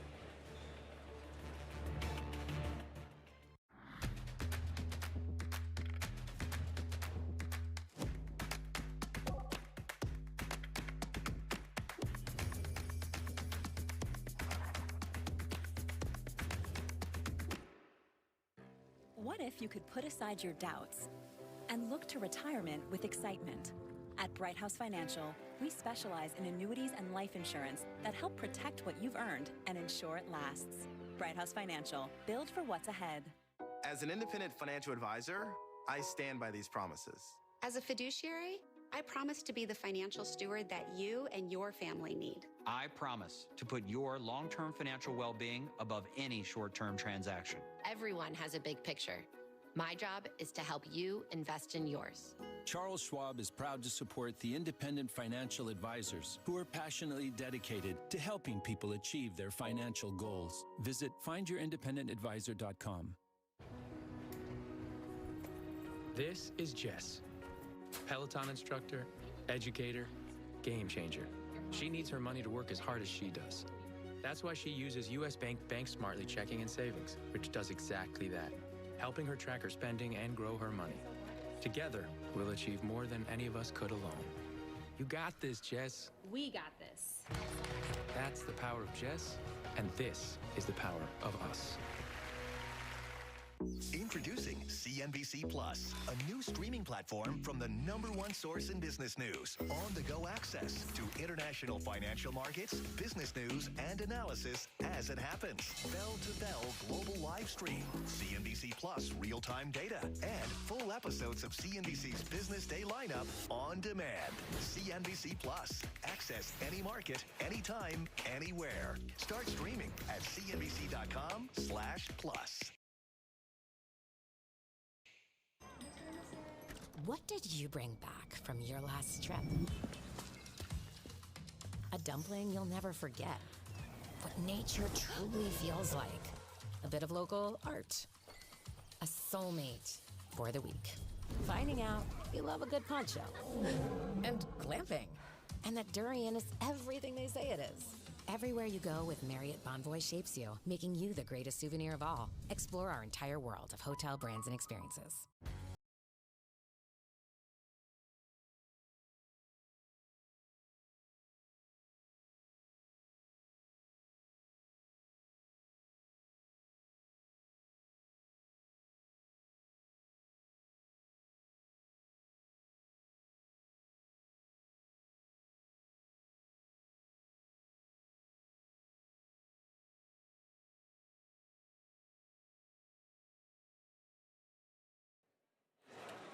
Nike is the largest gainer on the in the pre-market on the S&P. You can see it looks like it will be up over 10%. This is after the company posted fiscal fourth quarter results that were above most analysts' estimates, and it said it expects the decline in sales and margins to slow in the current quarter. Nike also said it expects tariffs to add about $1 billion to its cost. Now, on the earnings call, CEO Elliott Hill discussed the company's results and perhaps most importantly, the turnaround that is ahead. The results we're reporting today in Q4 and in FY25 are not up to the Nike standard. But as we said 90 days ago, the work we're doing to reposition the business through our Win Now actions is having an impact. From here, we expect our business results to improve. It's time to turn the page. Just look at the pace of change we've embraced and the progress we made over the last 8 months. All right, investors seem to be very enthusiastic about his belief that they have turned the page and that their turnaround is beginning to happen. Do you agree? This is like the old days, the Mark Parker calls, where you would wait for the arc and you'd hear about which sport they were winning in. This is about the 8 billion potential athletes who want to believe. This is about different verticals and how they're reclaiming golf, reclaiming football, reclaiming basketball. This was exciting the way the old Nike calls were. The only other company that was able to do a conference call like Nike was Netflix. Those are the two most beautiful calls that we listened to. This call was stellar. He's figured out how to do it. Elliott Hill is like the old days. It's a throwback with new technology. It's not a DTC story. It's about innovation. I loved the call. Loved it. You did. Loved it. It put me in heaven. I've got to tell you. All right, what specifically makes you love a call like that? What is it? Well, first of all, you've got data points. You know the World Cup's coming. Yeah. You've got a discussion, by the way, of golf that was just downright exciting. You have Matthew Friend, the CFO. He's back. He's unleashed. He makes me feel like it can happen. Oh, my God, was it a great call. It was just crafted so well. So you have Hill, then Friend, and then back to Hill. The next time they're going to start putting people in, I believe, that are like individual verticals. I just love this call. You're not alone. The analysts as well, whether it's HSBC that upgraded it to a buy and the title Found Their Greatness, or B of A this morning that says the worst is behind us. They do seem to have also taken comfort from the call as well, Jim. Well, I've got to tell you, the last time that other fellow, because I've trashed him, I want to be nice, the ill-advised fellow who ran this before. Donahoe? It was all about the algorithm and DTC and how people are going, what are we going to do? We don't need to have real stores anymore. No physical contact. I mean, oh, my God. When you're spending $250 on a shoe, you want to put it on. But they also did an Amazon deal, and most importantly, if people want to understand, and he mentions it first. Yes. Urban Outfitters, which is the hottest retailer right now, they got to deal with Urban Outfitters. I'll focus on North America, who in this quarter led a Gen Z target experience with Urban Outfitters. Yes, they are in touch with the hottest retailers. And David, Elliott Hill, he's cut of the old cloth. And you know who the real old cloth is, don't you? Shoe Dog. Oh, yeah, of course. Bill Nye. Of course. I felt this was Wonderful. a shoe dog. Wonderful book. Meets Mark Parker call. Nike, I loved it. Nike appears to us to be a battered leader with a convincing reboot. Exactly. Yeah. Yeah, I'm going to take the Adidas and just, throw them out. Can hear the I love crowd this call. starting to pick up here. The cheers. Happy Friday, they're all It's young saying people. as It's well. part of It's the a party here generational at the New York move. Stock Exchange. And coming up, you got a mad dash. See this tie? Get ready. I do. Focus I see on it. this tie. I do not like it. Is it I do not like that. Is it Hermes? I don't What do you like think, the it's yellow. Hermes? Like the God? No, change it. Okay. Change it during the break. All right, let's give you another look at futures. A lot more Squawk on the Street straight ahead. Dulcolax. Good morning. Hey. Good morning. New Dulcolax Liquid Gel with Liquid Core reactivates your natural gut rhythm overnight for relief that feels amazing. New Dulcolax Liquid Gel. Today is a new age. Circle is building the foundation of our new economic system. We can raise global economic prosperity. I'm Tony Steen, digital strategist at AmericanEagle.com. After Kansas City Steaks experienced declining traffic and conversion rates, they came to us primed for online growth. We solve digital challenges like this all the time. By leveraging an omni-channel digital marketing strategy, KansasCitySteaks.com attracted new customers and significantly increased ROI. For complete website and digital marketing solutions, go to AmericanEagle.com. Is this how you're hoping to retire? Well, hope isn't a good retirement strategy. You've worked for a comfortable retirement for years. Now you need to plan for retirement income. Learn ways to avoid common mistakes, like being too conservative or not setting retirement goals. Have someone on your side to keep you on track. Call for Fisher's Comfortable Retirement Kit with the help you need to make your retirement a success, including the Investor's Guide to a Comfortable Retirement, 13 retirement blunders to avoid, and maximize your Social Security. Call 1-800-759-4477. Fisher tailors a plan to keep you on track for a retirement you want. And as a fiduciary, we do better when our clients do better. Call now for your Comfortable Retirement Kit. Call 1-800-759-4477. Call us today. You don't have it coming to you unless you plan for it. If your portfolio is $1 million or more, call 1-800-759-4477. At AG1, our customers deserve the best, and the best just got much better. AG1 Next Gen has launched with upgraded B vitamins and probiotic blend backed by gold standard clinical trials. It's time for the next generation of AG1. At PGIM, finding opportunity in fixed income today helps secure tomorrow. Our time-tested fixed income suite, backed by over 145 years of risk experience, helps investors meet their goals. PGIM Investments, shaping tomorrow today. Every day, I'm checking the markets throughout the trading session, working the phones, talking to sources to share insights, information, and all of the details that you need to make money. Closing bell overtime for Easter and streaming on CNBC+. All right, the S&P and the NASDAQ are on track to set new all-time highs at the open. And here's a look at how both indices have performed. This is over the last 20 years. The NASDAQ, of course, more than doubling. The S&P has a 886-point gain. And obviously, it doesn't even take you back anymore, even close to the period we're talking about back in the late 90s. And yet it's the analog. Yeah. We got an opening bell 5 minutes from now. The worst of the worst, we're left here. Maybe we should make it quick.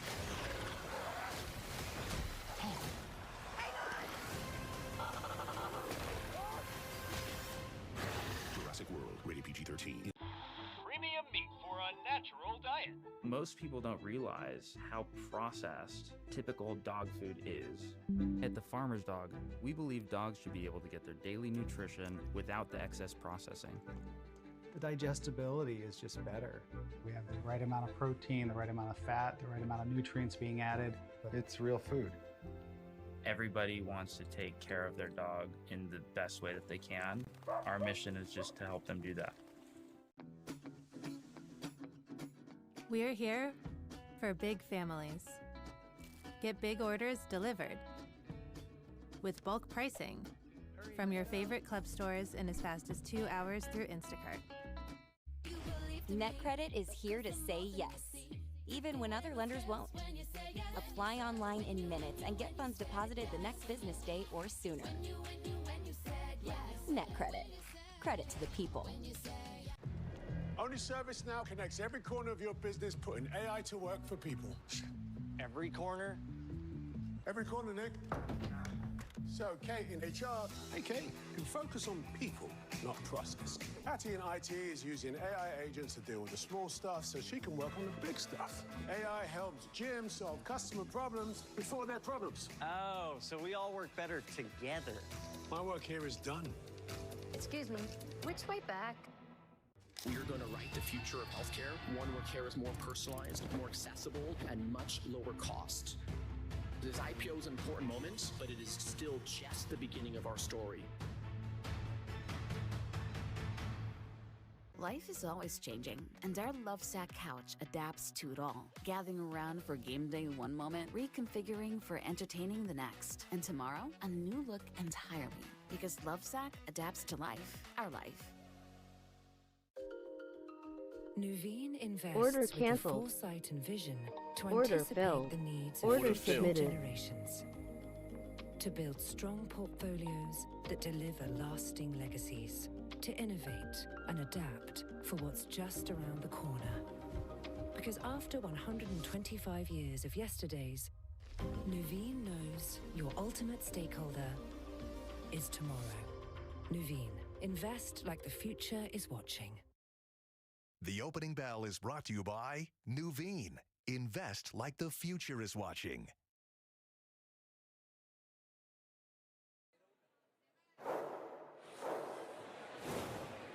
All right, we got an opening bell a couple of minutes from now. Let's get a little mad dash in here. A lot of speculation about what will happen with India in the black box in that last crash of Boeing. Yes, we mentioned that a few moments ago with Boeing. And here's something to think about either way. There's a Rothschild Redburn piece out today called Boeing, Making Boeing Healthy Again. Price target 275 was 180. David, it reminds me that the difference of the Ortberg Boeing from the previous Boeing, and if you go back to 2018, you have a very big cash flow multiple. You have in terms of what we put as a price. Do we have that with 2018? Okay, there. That's what it used to trade at, 18 times. For cash flow. If it goes back to that, you can see a substantial move in the stock. This is the kind of company that is working in this market. If there's a problem with that 787, remember, never a fatality, I think that it could hurt the stock momentarily, and then you have to buy it either way. And you don't feel that that is reflected at all? The stock obviously has moved a bit higher in the last. Well, it had to find it. It had to over the last refinance. year now. Had to refinance. Well, it's the expectations that they get back to a very specific line of deliveries is still not in there. Right, because what they're talking about is being able to do the very big deliveries of 63 for the 737 and 14 for the 787 per month. That would be dramatic, and that's a number that the government will let them do. I like the stock very much. Opening bell for this Friday. You can take a look at the real-time exchange, of course, back at our headquarters in beautiful Englewood Cliffs, New Jersey. A lot more green there. Here at the big Order board, filled. Order filled. Advisors celebrating the launch of its Physical European Carbon Allowance Trust ETF. At the NASDAQ, JV SPAC Acquisition Corp, that's celebrating its business combination with Hotel 101 Global. All right. By the way, we've been saying SPACs are kind of back a little bit. There's one at the NASDAQ I just mentioned. That's happening. It is. That's happening. I don't like that because that's indicative of what we saw later. We're going to get our SPAC indexes all revved up again. Well, look, SPACs are something that we're not allowed to call them. What? Record highs. Record highs. Is that what we're doing? Yeah, that's right. Yeah, we had to do that. All sure. Right. Okay. Look, don't be confused by SPACs. There's so many great stocks to own. You don't need to own a SPAC. A SPAC is basically an ill-advised strategy. It can be. It can be. I think the asymmetry between the sponsors and the owners of SPACs has gone away to a certain extent. Certainly in that 21 period, we name saw me a lot of other than asymmetry. DraftKings and Vertiv. There are very few that have been great successes. If they're very that is few, true. then why does it keep happening? Why did they get away with it? Because people are what? Hope. Keep hope alive. Hope springs eternal. I don't know. Oh, let me just you see. never know. Is it? What's the symbol for PTB? What stock is that? PT Barnum. I didn't know that. Let's return to a market that is, if you missed our exciting moment there, at all-time highs, Jim. And you think we're going higher from here? Well, I think that there are certain stocks like NVIDIA that people key on, and NVIDIA has been through hell and back. I mean, if you look at what NVIDIA has been able to do, and I'm not sure it's going to be up today. I mean, but you had the DeepSeek subterfuge. You had the president saying no to even the H-20. You had Liberation Day. You had a lot of people saying that Amazon was coming against them, even though it's not true. You had a lot of people saying that the valuation is just unreal. But David, when Microsoft passed the oils, it was considered to be unreal. When Apple beat IBM, it was unreal. There's always unreal. Unreal means nothing to me. And it's not a quarter point on the Fed. Right. That's not what we need to focus on. We need to focus on generational, what they really want to buy. Well, they're back. They're back at all-time highs at NVIDIA as well, as the market cap, as you see there, exceeds $3.8 trillion, as we said, sort of the road to $4 trillion, and distancing themselves from what you had been the long-time leader in market value, which is Apple. Which is Apple at basically hanging out at that $3 trillion level. It's a platform with a ton of software in it. Yeah. It's very difficult to duplicate. That DeepSeek thing, that was just, I'm not saying it was a canard, but it meant nothing to Mark Zuckerberg. By the way, Meta piece today saying how they're going to take over all of advertising other than Google. I think that Meta may be the cheapest, not Google, because Mark Zuckerberg has a solution for anybody. They basically just send us a check and we'll give you the customers. Meta's market cap is steadily moving towards $2 trillion as the stock is up 24%. Very underrated again. I don't know how he got underrated. He's being incredibly aggressive when it comes to adding to AI, which he is known to do when he feels as though there's something not going right or not quite the right trajectory. He gets deeply involved. Obviously, the move to mobile comes to mind. I know. And then now, Meta itself, that didn't really, the metaverse, how much money have they spent there? And yet, that's a nice rubric. It's going to be WhatsApp. I use WhatsApp constantly. I think it's pretty good. I've been thinking but about. He has been very much focused on obviously making sure they're a leader in AI. I've been thinking about how to change his image from Joe Rogan. I think there should be a survivor billionaire, and he should have to go to the island. And I bet you he wins. You think he would? He would win. Survivor. Who's on the island? Who's on the island besides him? Yes. Kelly Ortberg, who is a triathlete. No. You just said it's billionaire. You got to be a billionaire. You're right. Oh my God. InTrader. Is he a billionaire? Yeah. InTrader. I mean, he's Jersey. He's good. I went in as my captain. Really? Yeah. Okay. And, I like your idea. Bezos ain't got nothing for him. No? Nope. You wouldn't put, Survivor billionaire. Bezos oh my God, we can do that on Bravo. Oh, shoot. That's not a part of. We're not. That's not a percent. No, I mean, Bravo is not a part of Versant. And Bezos is busy. He's getting married in Venice this weekend. What's that? 40 mil. Well, how much is that weigh? 40 mil. I don't know the exact number. I was not invited. Well, I assume you were not as well. No, I was not invited. I know a few people who were and are going, so I hope to get reports on how exciting it was.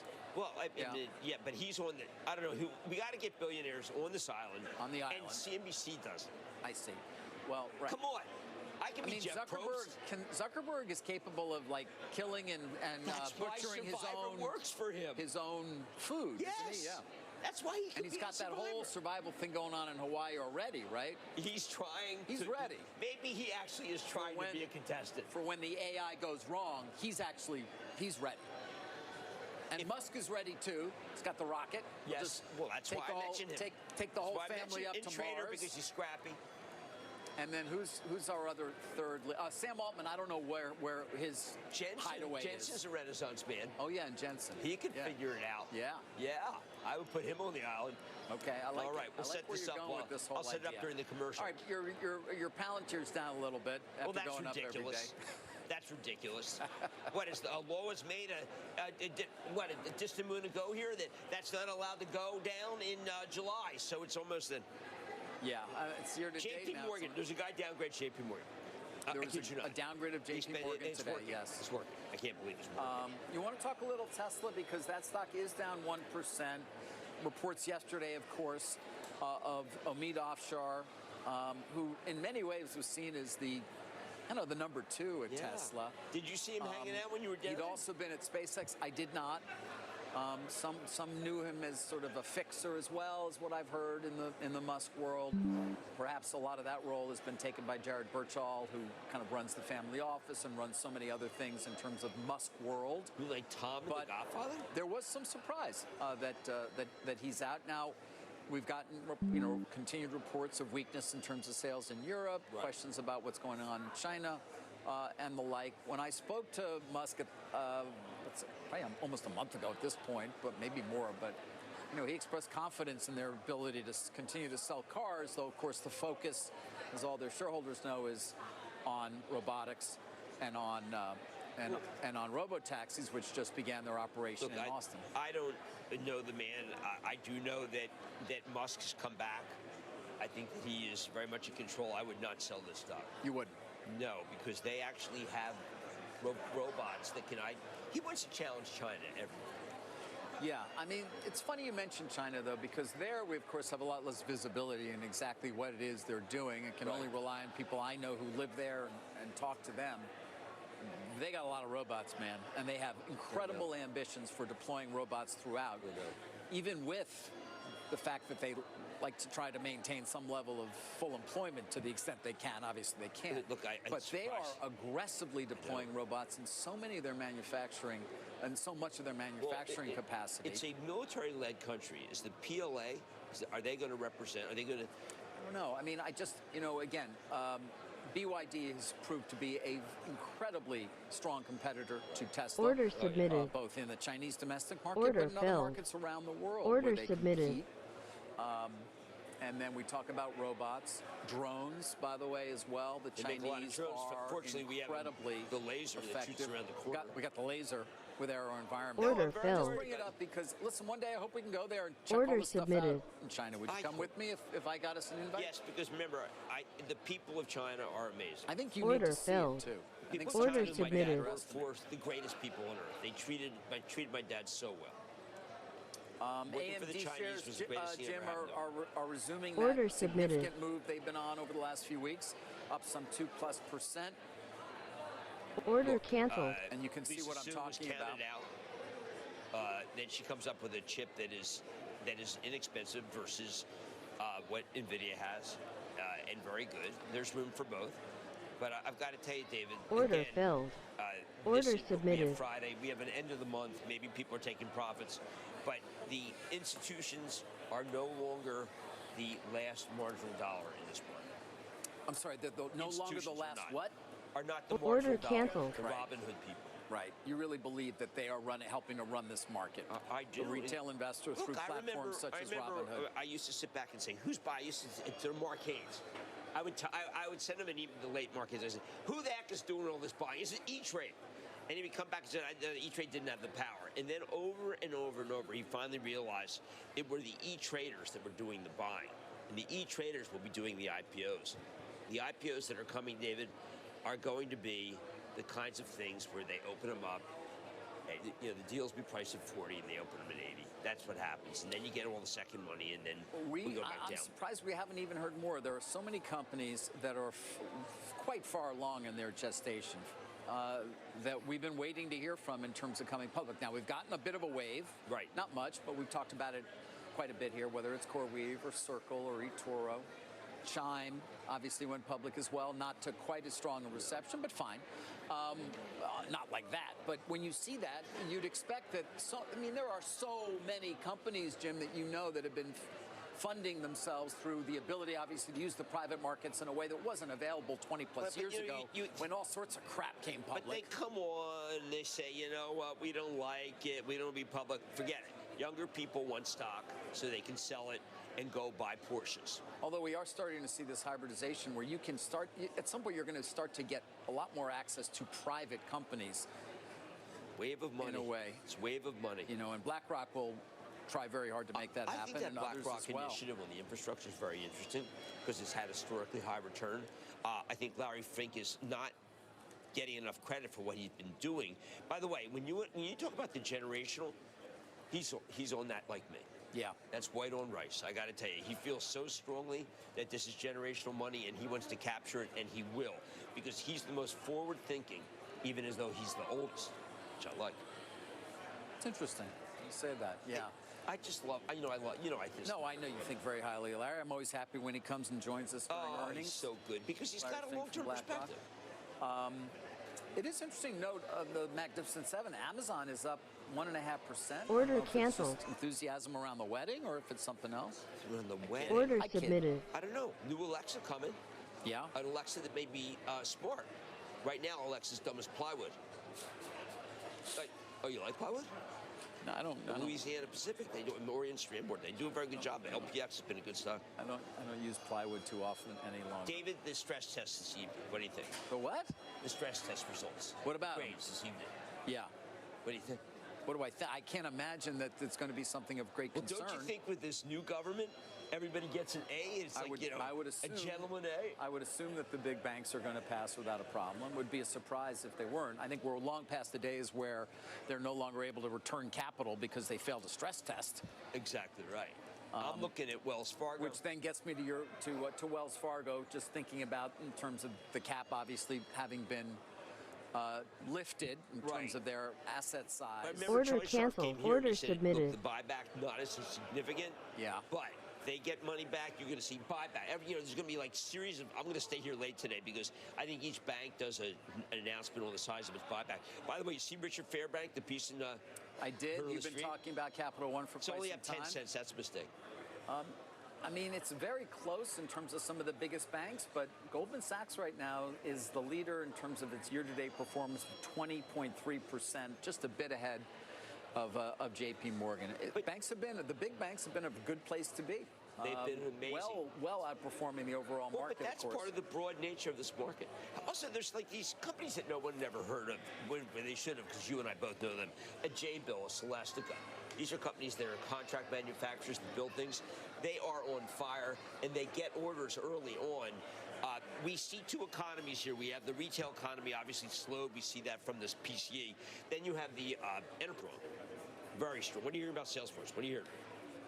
Well, what did you make of the comments that were reported from Benioff yesterday about how much AI is being used at the company? And it got some pushback because there have not been significant layoffs at the company. I have not had an opportunity to reach out to Benioff, so they're still hiring in some divisions. So, what do you make of that headline? And it was taken as being incredibly negative. The old Salesforce, remember this old Salesforce, which is not Agent Force, which is the AI part. Negative for who? Well, if the old Salesforce is really weak, which is people say, he should be firing people in that old Salesforce and putting the money into Agent Force. He's not currently doing that, or he's doing it and I can't see it. And I'm backer Salesforce. I've owned it for my child trust since I came over from the street. But I'm nervous because you need to see the layoffs if you're going to see all that kind of. There should be attrition. Give it. One would expect if you're talking again. You Order saw the headline: filled. 30 to Order 50% of certain things being done by AI. You would expect that there would be fewer people. I couldn't agree with you more. Order submitted. I wonder how much is happening versus Order Microsoft, submitted. where it seems that it's happening right now. Attrition. Well, I mean, this is going to be the big issue that we're going to be talking about and dealing with as a society every day, which is how many jobs are going to be lost as a result of the advances in AI. And we have talked about it many times, and we'll continue Order to. canceled. Whether this is a dislocation that ultimately is simply that, and then we get more jobs, or whether this is a true and fundamental change in the nature of work and, frankly, the purpose of your life. Well, the true and fundamental change Order then would submitted. make it so that $89,000 a year for college is a bad ROI. Yes, a very bad ROI. And it's better that you go to a trade Order school filled. and make several Order $100,000 submitted. doing things like plumbing, which people don't know how to do. generation is out of these kinds of jobs, electricians, and the new ones can charge virtually what they want because there's so few. And I say great. I say it's great that the tradespeople have. Yeah, but it may not be Order quite as filled. great when, there are very few other jobs available, whether it be accounting or banking or law or things of that so let me nature. give you Where another the side. funnel, by the way, you need to have another generation. This is always, so how can you not Order hire? submitted. And I Order talked to the filled. heads of law firms. Nobody's really cut back Order on their submitted. class. They're hiring like usual. They're hiring that at was the same Kennard. level right that was now. Kennard. But Sasan Goodarzi. Say again? Sasan Goodarzi from Intuit. Order filled. Yes, okay. The CEO. Yes. He was on your show last night. And what he's saying is we're looking at it wrong. With all Order these AI submitted. changes, you have there's much less friction in starting a business. You're going to see an explosion in new business that will be incredible because you'll suddenly be able to afford your dream. You can, if you have a great idea, you basically don't need people. No, if you can have a great just idea, empower agents to do all the things, and you can scale without having to hire. All you need is someone who knows TikTok, who knows Instagram, who can send a check to Meta, and you got a brand, baby. You do. Look at the mayoral race right here in New York City. What he was able to do using social media. It's amazing. I'm glad you brought that up because that is the way of the future. A 33-year-old would know that. A 33-year-old knows what we're talking about. Generational, baby. I can promise you he is not watching this show. No, we're changing that. I am telling you, we're going to change it because it's what people want. And it's like when I worked at Time Magazine with Walter Eisen, I said, hey, what should we give people? He said, we're going to give them what I want. And I say, no, we're going to give them what they want. Because we can help them. Okay. They don't care about someone from the Dallas Fed. All right, speaking of the Fed, let's give you the bond report. Sorry, Jim, you can tune out for this. It'll be very quick. Take a look at how treasuries are faring this morning, of course. We've mentioned we did get some data. A little bit hotter on that PCE, but you can see the 10-year is at 4.277 and the 2-year. How much Palantir going to finish up today? It's down 4. What do you want, the over or the under? I'm not taking any bets, man. All right. Yeah. Let's get Jason Robbins on the phone, see if he will offer me something on Palantir. We'll be right back.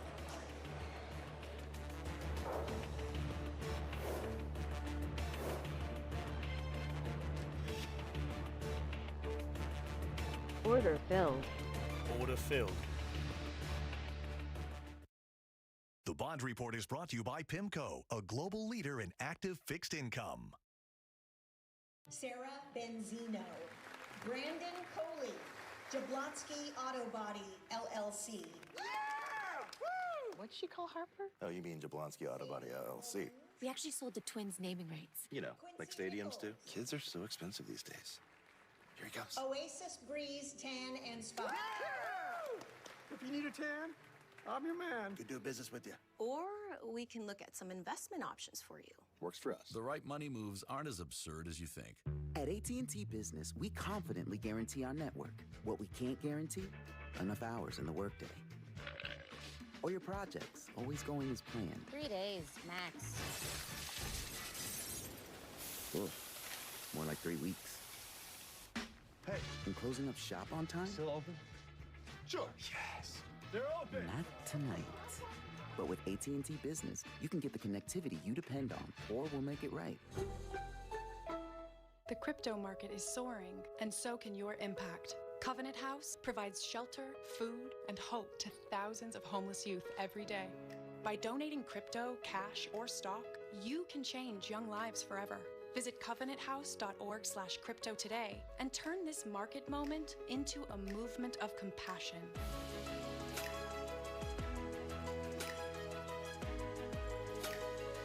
Together, let's make every coin and dollar count.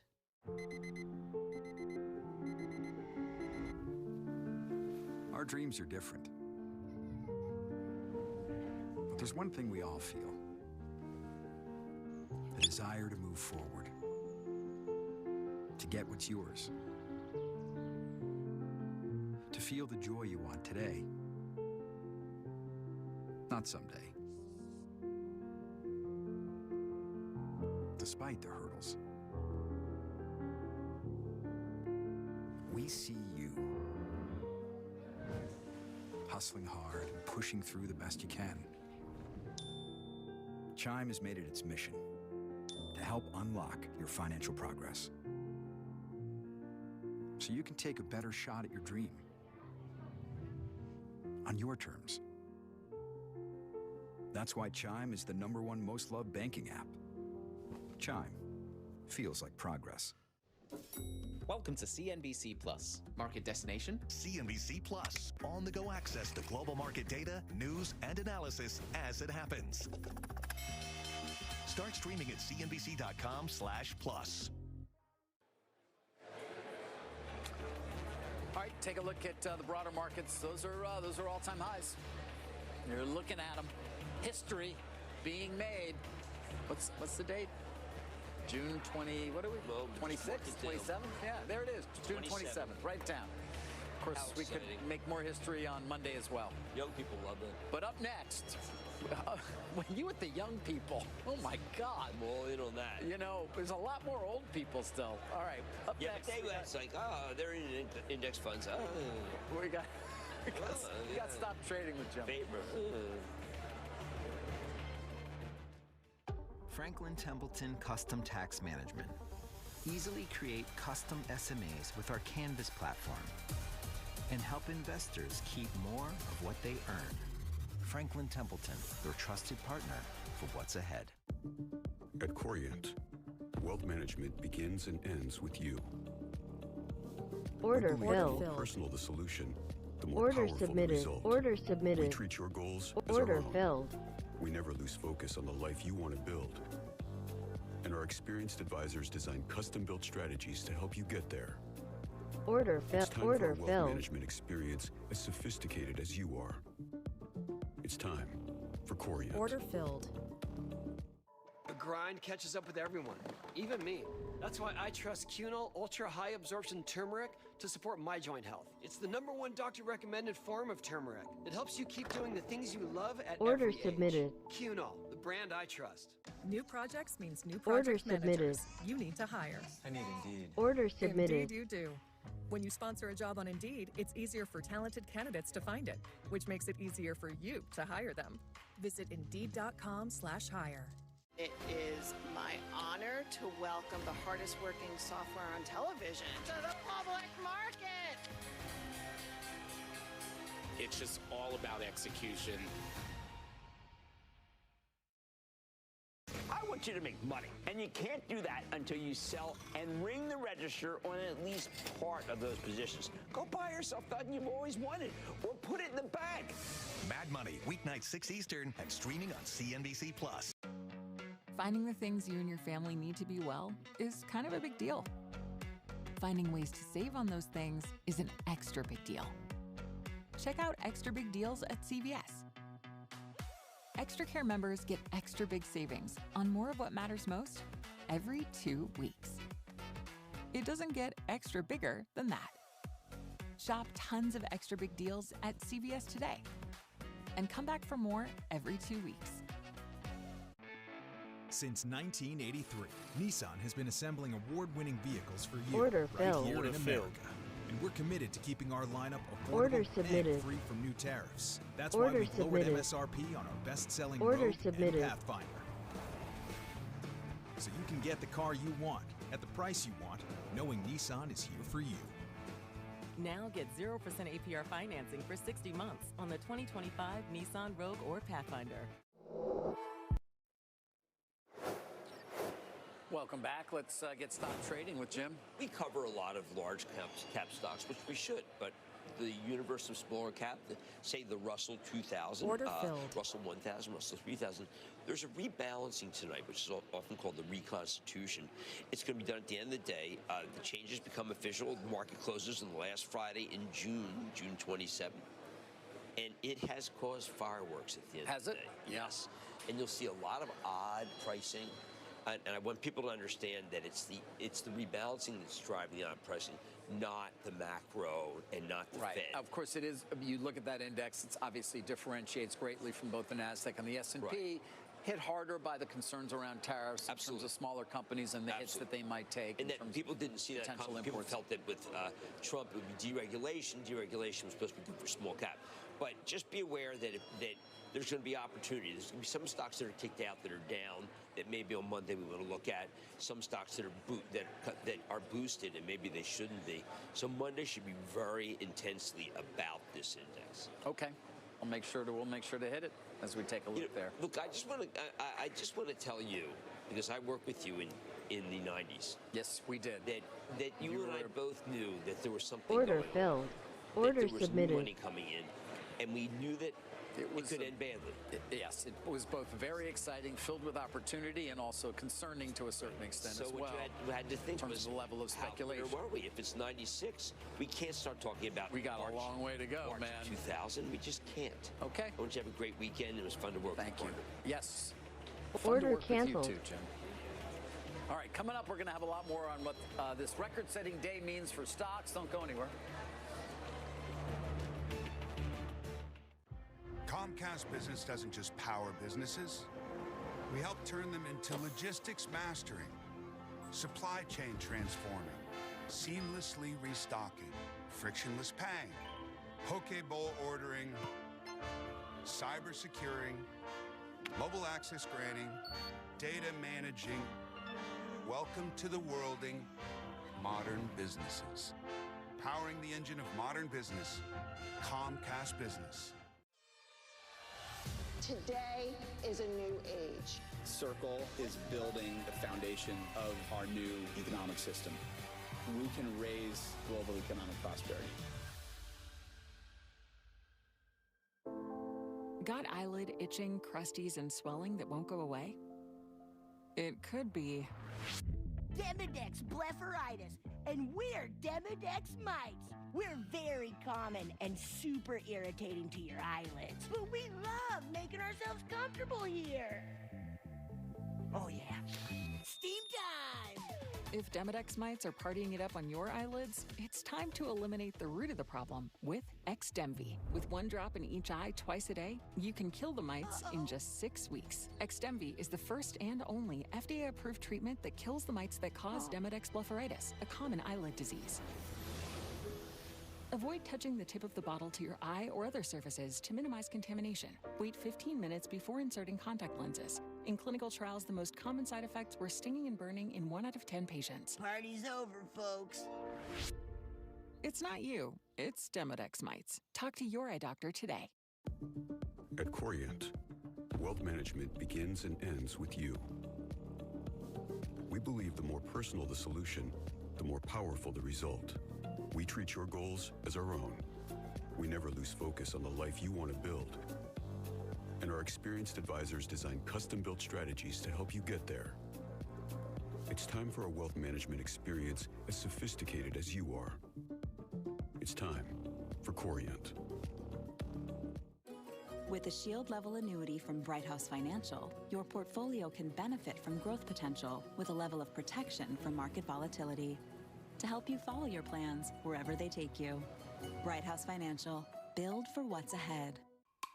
Never miss a moment. Actual consumer spending, actual behavior, very solid. To the end of April data that we reported, we don't see that changing. They can pass any laws they want. What we have to figure out is what will be the impact of these policy changes. I think in the future, crypto technology will power trading and all sorts of financial services, including trading in stocks and other TradFi assets.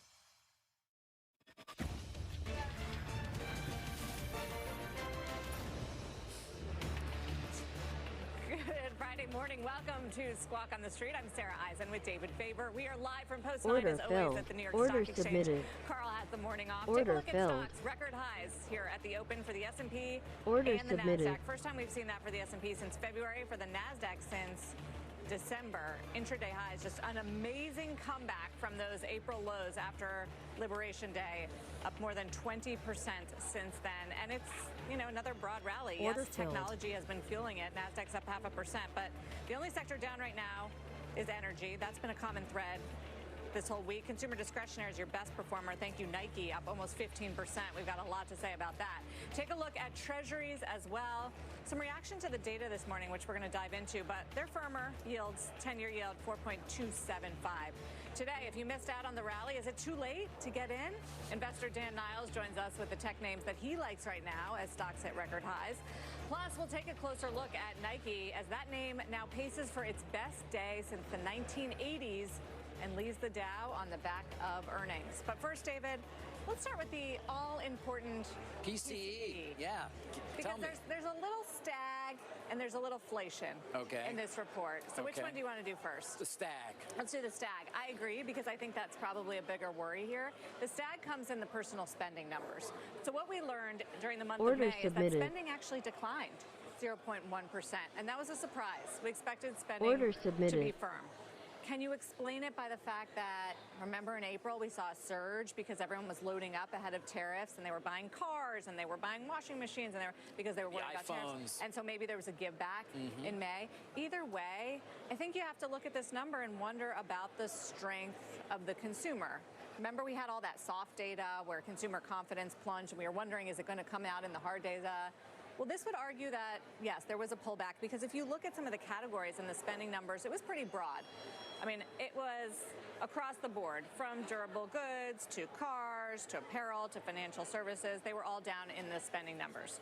So that's the stag. That's the economic challenge part of this report. We're showing now the inflation part of the report. Well, now we're showing spending, but inflation. So inflation showed a mild increase, just a tad. We're talking tenths of a percent here, especially on core. So the overall number to watch is the 2.3%. That's the May inflation number. Remember, we were getting down to 2.1%, which the target for the Fed is 2%. So you don't want to see that number go up, but it was pretty much on target. The core number was 2.7%, mild, which was a little bit higher than where it was before. Bottom line, mild increase in inflation. Don't want to make too much of that, especially because the Fed's worried about it. It will give the hawks some reason to think, that's going to go up. It is an increase, though, even though it's, No, it for sure. It's not much, but it's something. It's an increase, and maybe more importantly, it indicates that the progress has stopped, at least this month.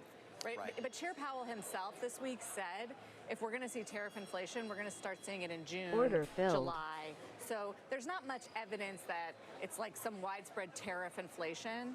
So let's watch that. I think if you're on the Fed and you're worried about inflation, you can say, look, the progress has stopped and we're worried that inflation's coming. I think if you're on the Fed and you want rate cuts, like a Waller-Bowman, you could say, look, the we need to get ahead of an economy weakening. And what about the stag side? That's the weakening of the economy. I know. Well, what is your level of concern there? It's not. I mean, the economy is not cratering. We're still tracking second quarter growth. We'll get an update later this morning from Atlanta Fed, because this will take it down a little, but it's still north of 3%. Coming into today, we're talking about growth. Here's the breakdown in where we saw the spending decreases, just to give you a little taste. And food was in there. Food service was in there as well, which is not a tariff kind of stock-up thing. No, not necessarily. Motor vehicles, but it obviously, could be a confidence issue. And Order so submitted. I think there are some reasons to be concerned about the economy and some reasons to be concerned about inflation, and that's why you have a fight developing inside the Fed. And it's not clear whether they're going to be cutting. Certainly July doesn't look likely. Is September, or are they going to have to wait a little bit longer than that to make sure that and we got some continued talk. I think Kashkari said a few things. Anything of note? Yeah, I mean, he said 2 cuts. No, I think that the notable ones were the 2 Fed governors saying July, and Chair Powell not in, correct, and Chair Powell this week, when given a chance, not endorsing July. He didn't push back against it, but he definitely did not sound like he was in that camp. Order submitted. And some people Order whether filled. politics, to some extent, is a motivation behind some of the comments from, the Fed tries to tune it out, but there's a contest going on right now for the next Fed chair, because Powell's term ends in May of next year, and there are reports that President Trump might even appoint someone sooner than that. Look, I'm looking forward to talking next hour to Bill Pulte, FHFA, the housing administrator. He has been one of the most aggressive in the Trump administration, calling for Powell to resign and going after him because he says it's making it too hard for homeowners. I'm looking forward to that as well. I'll talk to him about Fannie and Freddie. I'll leave the Fed stuff to you.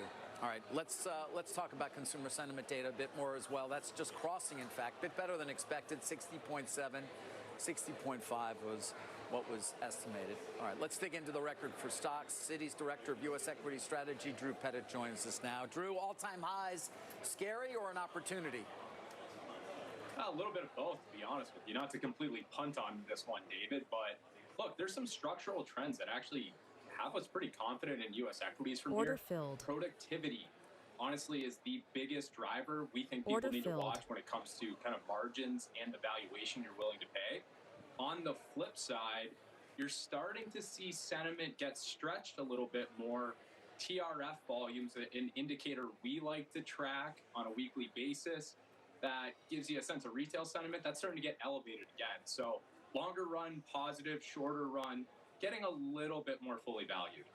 Yeah, on the productivity in terms of sort of being optimistic on that, how much of that is AI, or are we not even taking that into account yet in terms of the efficiencies that enterprises are going to be able to realize as they start to adapt more and more tools?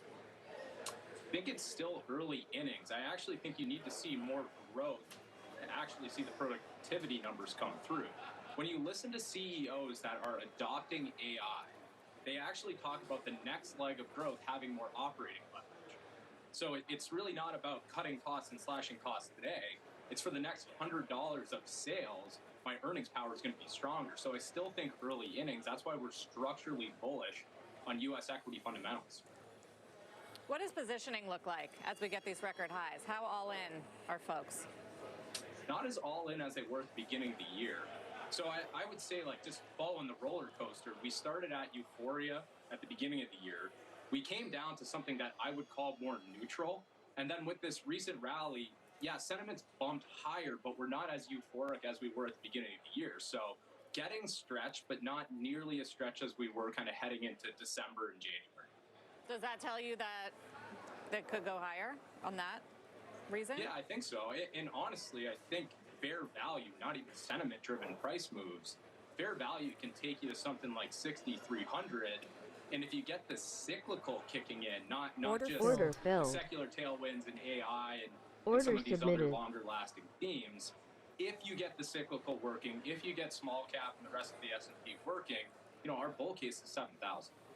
I know. I was just talking, though, about with regard to the cyclical trade, the economy showing signs of weakness, and the consumer spending number coming in as a surprise with a negative sign in front of it this morning. And if the Fed is on hold, seriously worried about inflation, then they might come in too late. Yeah, that's why you get the narrowness in this market, right? Like, it's structurally, again, bullish. But what's working near term is growth, and there's really no change to our view there. That's where the fundamentals are following through. If you want significantly more upside from here, you need the cyclical to work. You need the Fed to cut rates. You need the dollar to strengthen a little bit. You need credit spreads to stay tight. If all of that works, then you're going to probably see sustainable small cap performance. But until then, it's really a NASDAQ and mega cap trade. As it has been much of the year, yeah. The Russell obviously still down some 2.5%. And so I assume, given that, you're still a believer in sort of some of the top growth themes, namely AI related? Yeah, not to be too cute about this, but if it ain't broke, don't fix it in portfolios here. So yeah, AI, honestly, for the move it's still reasonably priced. If you look at PEG ratios, still better than the broader index. If you actually look at what we call the reverse DCF, a lot of these U.S. AI names are pricing in 20% compound growth for the next 3 years. Consensus estimates are actually north of that. So reasonably valued with structural tailwinds. Yeah, we're still buyers of growth here. All right, Drew, appreciate it. Thank you. Yeah, take care. Thanks. We are 30 minutes here about into the trading session. Here are some of the big movers we're watching. Some new 52-week highs at the open for a few names. NVIDIA, Microsoft, Disney, Netflix, and Goldman Sachs among them. Evercore upgrading Trade Desk shares to buy $90 price target there on a recent recovery in online advertising demand. According to the channel checks, shares still down big time on the year. And then keep an eye on Coinbase. Best performer in the S&P 500 this week, now up nearly 50% in just 2 weeks. Not too shabby. Wow.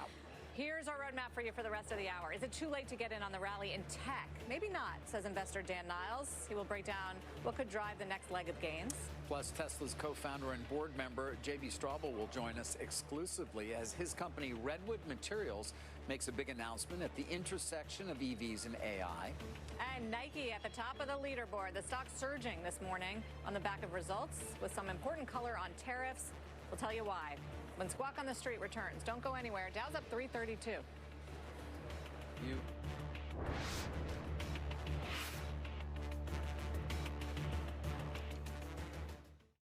We are going to write the future of healthcare, one where care is more personalized, more accessible, and much lower cost. This IPO is an important moment, but it is still just the beginning of our story. Order submitted. Discovering innovation today helps drive growth tomorrow. As a leading global asset manager, PGIM has established a track record of helping investors capitalize on growth opportunities. PGIM Investments, shaping Order tomorrow submitted. today.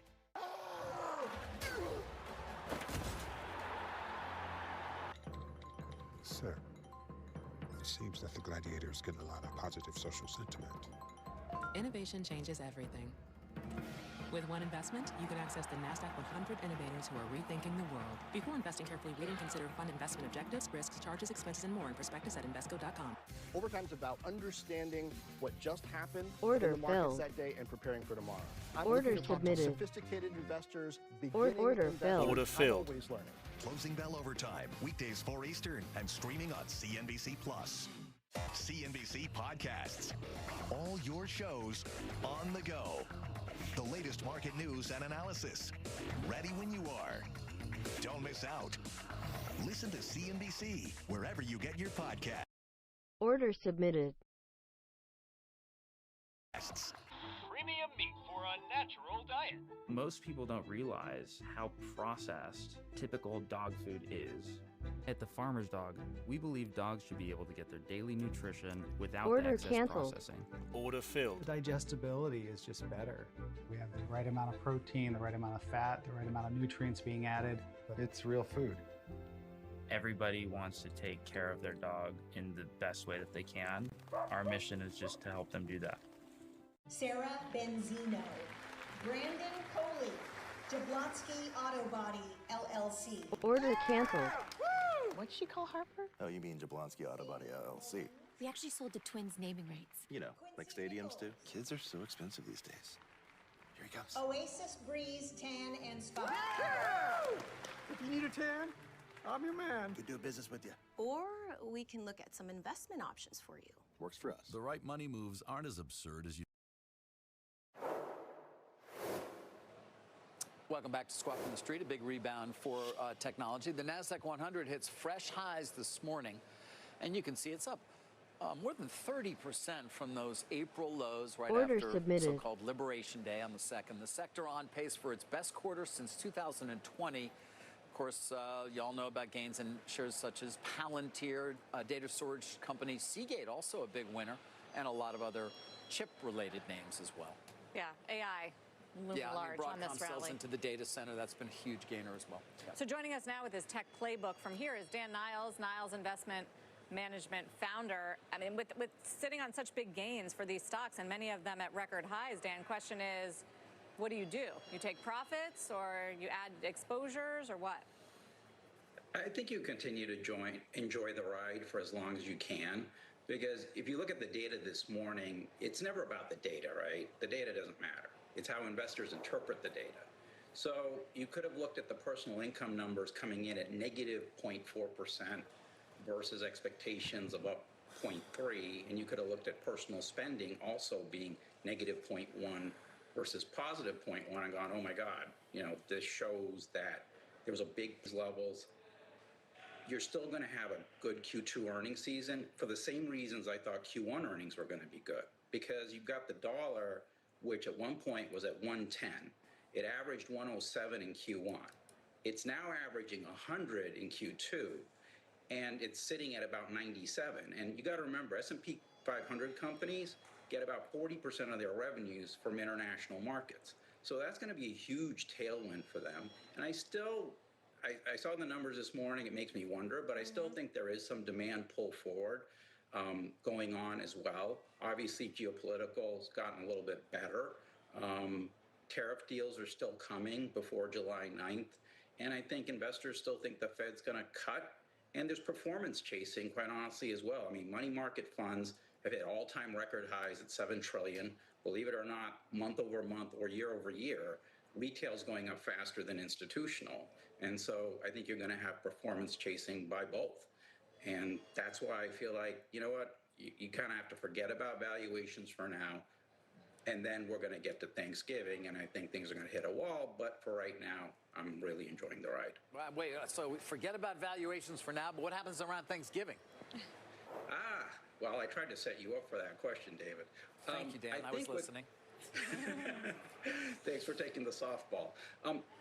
The thing that you have to remember is in Q1, what happened?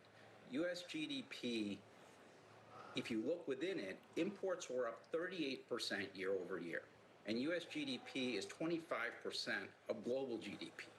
If that's not pull forward, I don't know what is. And that's both companies such as Apple airlifting 600 tons of iPhones to get in front of the tariffs, as well as consumers that are going, you know, for high-priced items like cars or PCs or smartphones, maybe I want to buy it now in front of what I know are going to be prices going up as we get towards the holiday season. But if you bought a car, smartphone, PC, you're not going to be buying one during the holiday season. And remember, for a lot of retailers, especially electronics retailers, 30 to 35% of revenues for the year are done in November and December, and 15% of that is jammed into 5 days between Thanksgiving and Cyber Monday. And I think what you're going to find out is, much like earnings are coming in better than you thought because of the dollar and pull forward in Q1 and Q2, I think you're going to have a problem around Thanksgiving because of that. And so I watch the data every day, see how investors react to it, and try not to look at where the valuations are on my screen, because right now people are price insensitive when you've got FOMO. But you got FOMO and you got MOMO. I mean, we have a momentum market, right? Isn't that what we're really talking about here?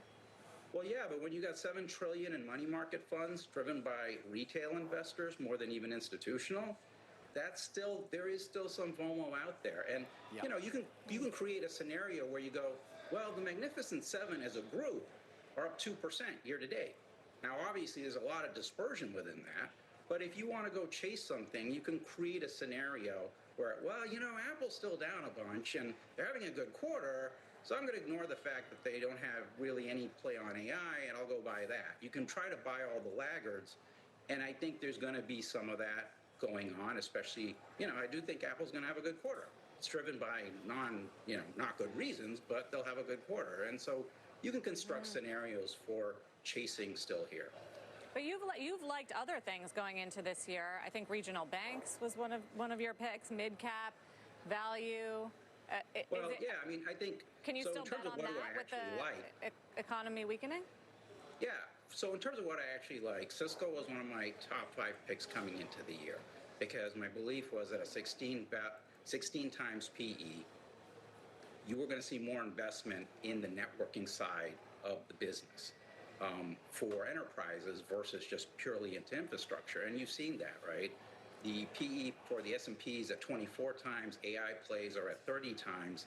And so I think that's a good one. Cash, to your point, Sarah, you know, you can get more than 4% yield in it. I think with the market having rallied really hard from April, when I had that closing bell interview where I said, you know, we might see a short-term bounce, I think it gets more interesting as we get towards Thanksgiving. So there are a lot of other areas that look interesting. Banks on deregulation, I think, as you pointed out, like that's a good place to be. Microsoft and NVIDIA, I talked about them in early May and said, look, these are my 2 favorites of the Mag 7. And I think with NVIDIA, you had this big write-down. You had China ripped out of the numbers. The stock was down 49% peak to trough.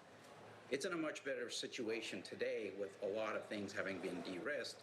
And for Microsoft, they had bad Azure numbers in the June quarter, bad numbers in the September quarter, bad numbers in the December quarter. In March, they actually had good numbers.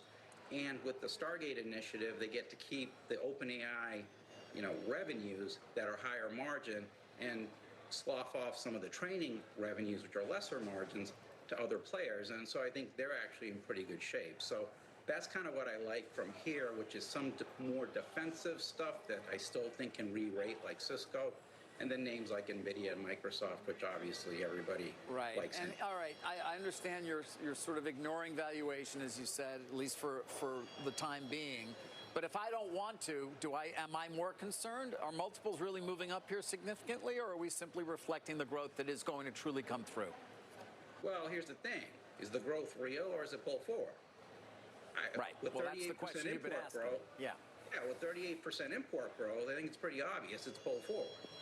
But investors don't want to look at it that way. And if you listen to most company earnings results, right, coming out of Q1, most are like, yeah, we don't think it's having much impact. Well, there's no way it's not having some impact when you've got that kind of number going on within GDP. People just want to believe. And so valuations at 24 times for the S&P, when you've had CPI between 2.5% to 3%, which is where I think it's going to move back into that range, the trailing valuation for the S&P is 19 times. That's why I came into the year thinking between that and some of the other things I was worried about, the cash was good to start the year. Obviously, in early April, I thought, hey, this is potentially a good chance to see a bounce. Now, I think as you kind of go forward towards Thanksgiving, it makes some sense to be thinking about money markets yielding over 4% again. But, that's a problem for another day. Right now, just enjoy the ride and try not to look at the valuations. I mean, it sounds like a lot of your bull thesis is built around the fact that the Fed will eventually be cutting rates sooner rather than later, which there's some questions there. First of all, they seem to be content waiting for now, at least the core of the Fed, and we don't really know what's going to happen with inflation over the summer. Yeah, but here's the thing, Sarah. People are anticipating President Trump putting a shadow Fed nominee forward.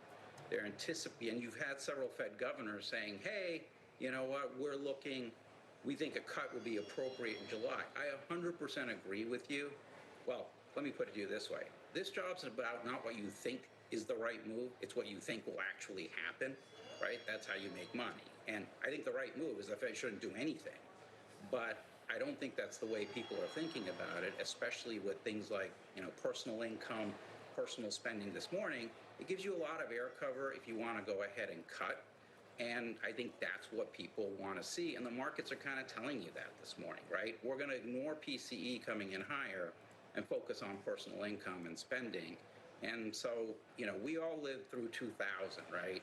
And we lived through 2021, where the markets went vertical on GameStop and AMC and all the rest of this stuff. And so I think, unfortunately, or fortunately, depending on how you want to look at it, we're in another one of those situations where people want to ignore inflation, what have you, and just focus on earnings are coming in good, and we'll worry about if there's pull forward to another day. Yeah, although dollar's firmer, yields are a little bit firmer, but to your point, stocks are at record highs. Dan, thank you for joining us. Always good to hear from you. Thanks, Sarah. Thanks, David. Dan Niles. All right, we got some breaking news out of the Supreme Court. Megan Casella has that for us. Megan. David, the Supreme Court this morning is weighing in on this idea of whether lower-level courts have the authority to block President Trump's executive orders on a nationwide basis.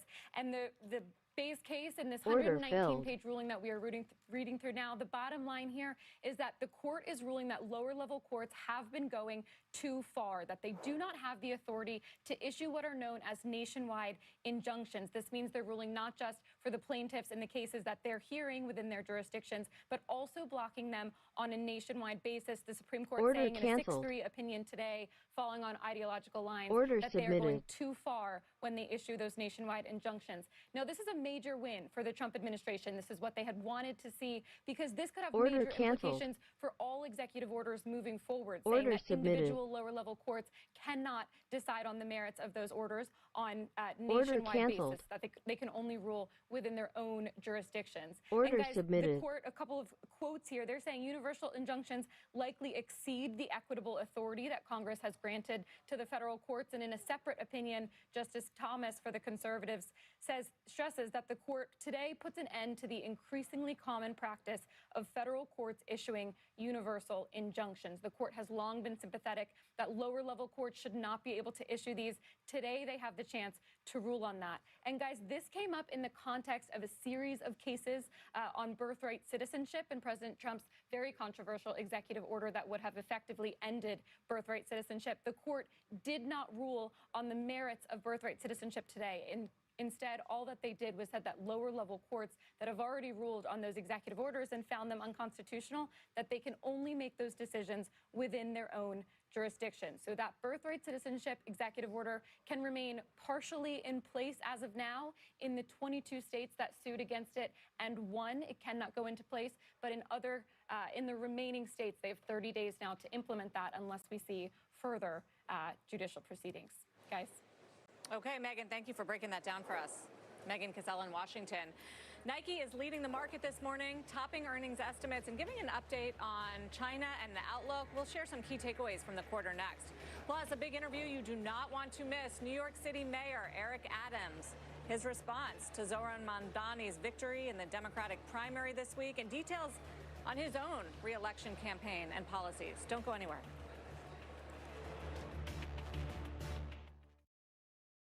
Real-time exchange sector sort is sponsored by Sector Spider ETFs.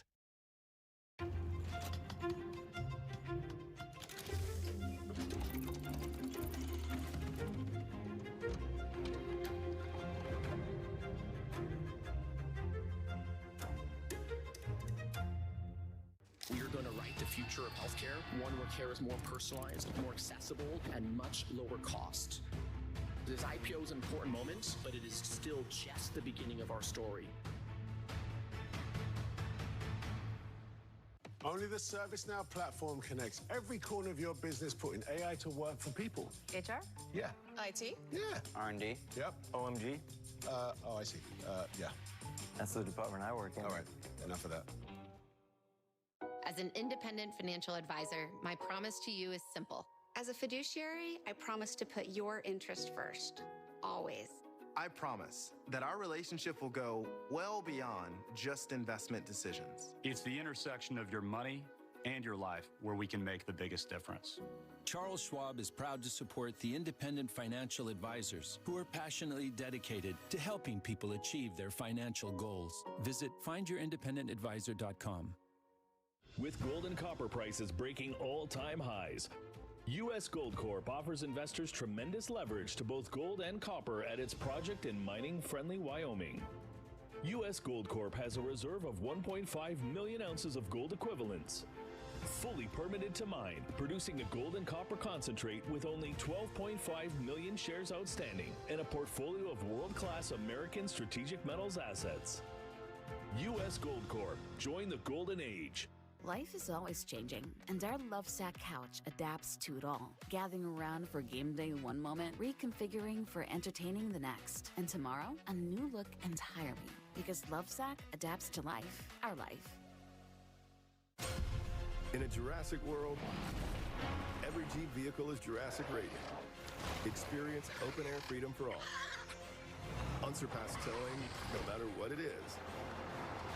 Or a third row to fit in all the adventure. Jeep, Jurassic World Rebirth. Right now with Employee Pricing Plus, purchase and get an average of $7,900 below MSRP on select 2025 Jeep Wrangler gas models in stock. Hurry, this great offer will become extinct June 30th.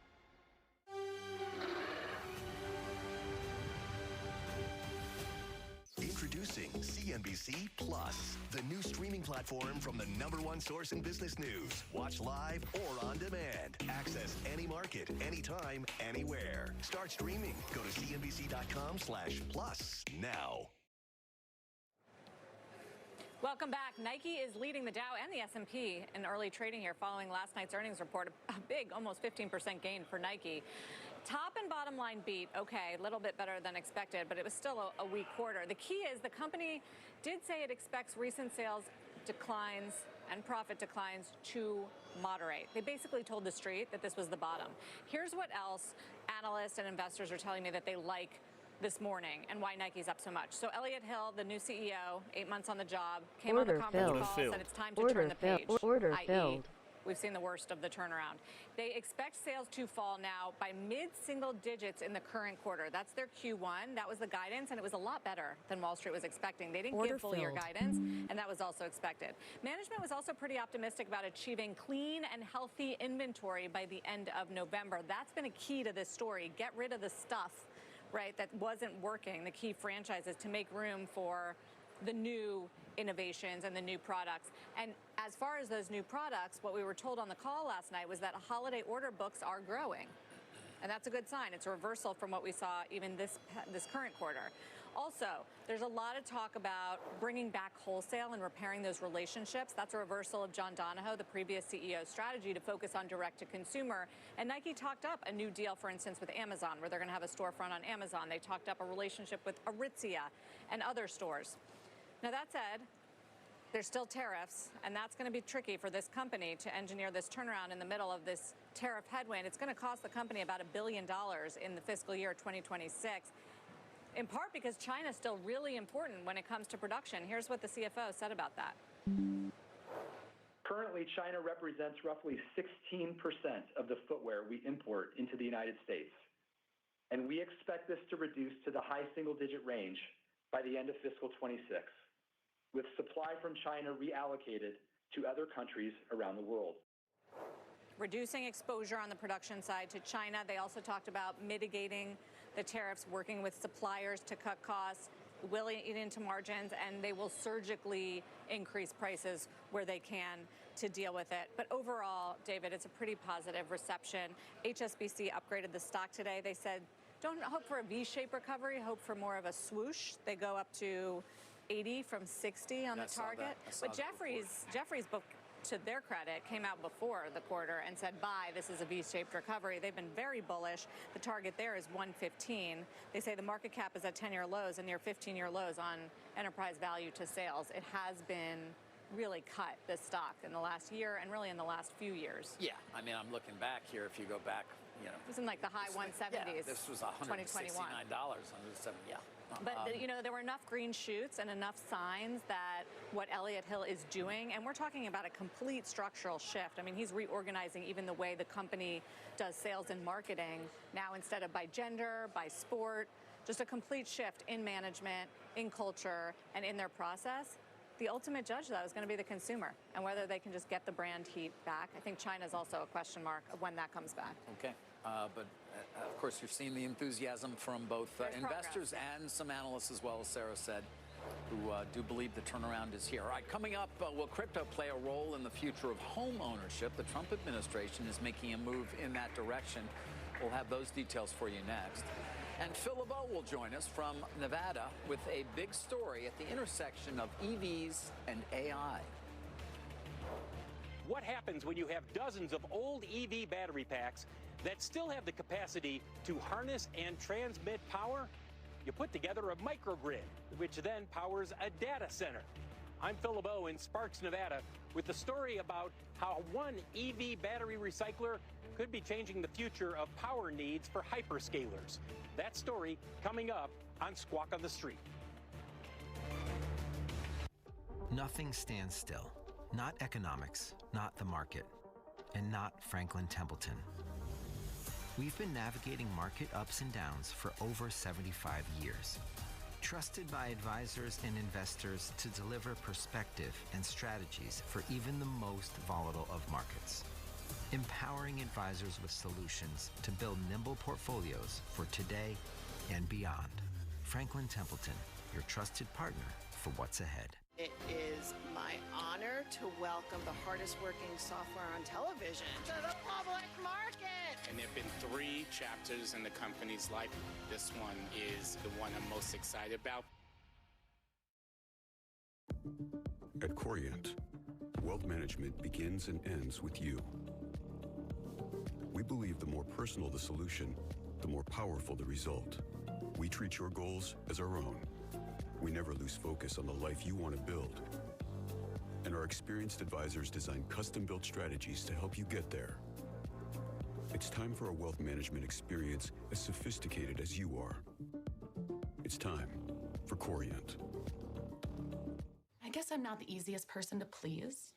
I like things just right. That's why I love Redfin's home recommendations. They know what I want even before I do. A home that's just right. Yes. Yes. This is Mia. She dreams of taking her boutique swimwear brand nationwide. With her business growing so fast, she needs fast funding to keep making waves. That's why Mia has U.S. Bank Business Essentials, a combination of checking and card payment processing, giving her access to funds typically in 24 hours. Because we love watching her make a splash. That's the power of Mia. And this is the power of us. There's a reason Chevy's called the heartbeat of America. Because we proudly roll trucks off the line in cities like Arlington. For the people who keep Texas moving. For them, only America's most dependable trucks will do. In every Chevy truck, dependability comes standard. Get the freedom to save and $4,750 total customer cash on this Chevy Silverado. Chevy drives Texas. Together, let's drive. We at Little Caesars know the Fantastic Four deserve a fantastic pizza. It's one pizza with 4 different topping combinations. Oh, I'm not a topping! Not a topping!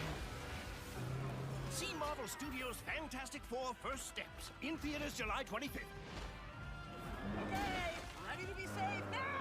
Get a Fantastic 4-in-1 pizza, only $7.99 at Little Caesars. Pizza. Welcome back. Tesla co-founder and board member J.B. Straubel is launching an initiative called Redwood Energy through his Redwood Materials company. The firm plans to recycle EV car batteries and convert them into low-cost energy storage for data centers. J.B. Straubel joins us now, along, of course, with Phil LeBeau from Sparks, Nevada. Phil, take it away. Thank you, David. JB, we're looking down on your microgrid down here, which you guys have put together for Crusoe, the AI infrastructure firm. Explain to me in layman's terms so people understand. These are old EV battery packs down here that are harnessing and then providing the energy for the data center, correct?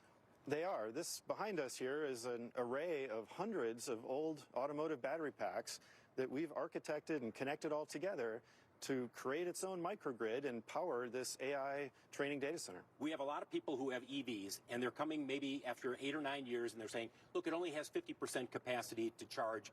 This thing is old. It's going to die on me. That doesn't mean it's a dead battery, correct? No, there's still a lot of usable energy storage left. Even at 50% capacity, we can make very productive use of that in this type of application. So as you look at this, are we at a point right now, even with the slowdown in EV sales, where we're starting to see the ramp up in the demand or the supply of recycled EV batteries? Well, for us, it's really oriented around what happened a couple years ago. And there are millions of EVs already on the roads today. So that's what's feeding this kind of growth. And we're seeing doubling every year in the amount of material coming into us. And now you know there's going to be people who will look at this and they'll say, well, that's fine, but you can just do a microgrid, or you can do some kind of a power setup for a data center, and you can be much larger and hook right into the grid. Why does this make more sense? Well, a couple of the key reasons are speed. We were able to do this in about 4 months of construction. This is operating outside of the grid, so we didn't put any extra stress on the grid, and that's key for the AI growth today, is to be able to get access to more power quickly. This is a way to do that. I want to ask you about your other job as a member of the Tesla board. You see what's happening with EVs. If the Inflation Reduction Act and those incentives go away, there's a lot of concern about how much EV demand and EV sales will slow down. What do you see as you look at the industry from the Tesla perspective, not just Tesla, but the EV companies that are out there right now? Well, I'd say really from a personal perspective, I think EVs have clearly crossed a tipping point. You know, there's a lot of turbulence and confusion and which incentives will last and how will they unfold. But I mean, it's important to really realize that EVs are still setting records every quarter in terms of their growth. We're really talking about slowdowns in the growth rate, but there's still a phenomenal amount being deployed. People love the cars, and once they convert to driving an EV, very few actually go back to driving an internal combustion car. So the 9% market share we see right now, you think it holds it around that? I think it increases from there. It may increase a little more slowly than some people had hoped, but I think it's going to continue to increase from there. What about the supply chain? There's still so much of the processing that happens for EV batteries in China. And the Trump administration has made it very clear, look, we want everything out of China. Otherwise, there's going to be some tariff impacts there. Is that going to keep the supply chain, A, from being able to move quick enough over here, or B, increase the cost on the batteries that are being produced? Well, I think there's a lot of initiatives, even some of what we're doing here at Redwood, to localize that supply chain, to build all the different core components, whether it's cathode material or get access to the critical minerals. And I think having a framework of policies that promotes that and values that will actually put us in a stronger position in the future. But in 3 or 4 years, will we see more of that supply chain here in North America? Because we heard this a couple of years ago, and it seems like it's been slow to move over here. It's still anchored in China. Well, there's been a massive increase in the amount of batteries that actually get assembled here. That's, I think, quite a success story in the U.S. And the supply chain has to follow, but it is beginning to follow. And I think in 3 years, we will absolutely see more of it. Order submitted. It'll grow. You're on the Tesla board of directors next week. Q2 deliveries will be reported. Not going to ask you about how they're going to look for Tesla. Thank you. But there is a concern that the demand is slowing down, not just for Teslas, but for EVs overall. What do you see in terms of the customers and their interest in going electric right now? Well, I still see people excited about electric vehicles. We're kind of crossing as an industry into a new type of customer, into more of a mass market. That takes a little bit more training and education. But again, as people make that conversion, they're generally loving the vehicles. I don't meet too many people who experience EVs and then go back to driving internal combustion. And to me, that's really telling. It's kind of a one-way transition. At the same time, Elon Musk has said, look, the future of Tesla is autonomous and Optimus. We don't hear a lot of talk about the EV portion of Tesla. We hear about autonomous and Optimus. Why should investors buy into that right now? Because there's more than a few who sit there and say, well, wait a second, what about the core business? Does that mean it's slowing down to a point where we should discount it?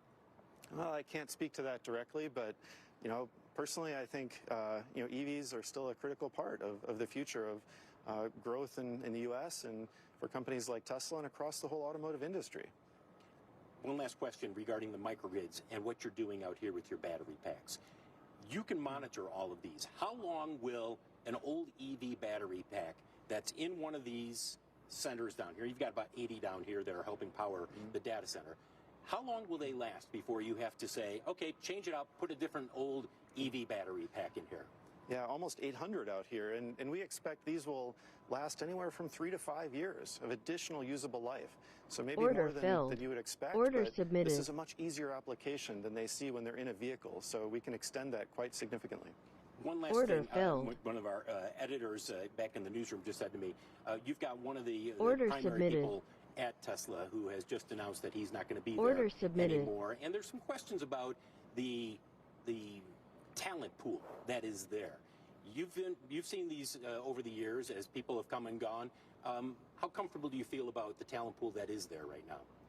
I'm still super confident. I think it's an incredibly exciting time, and there's a enormous amount of interest of very, very smart people who are clamoring to be a part of that.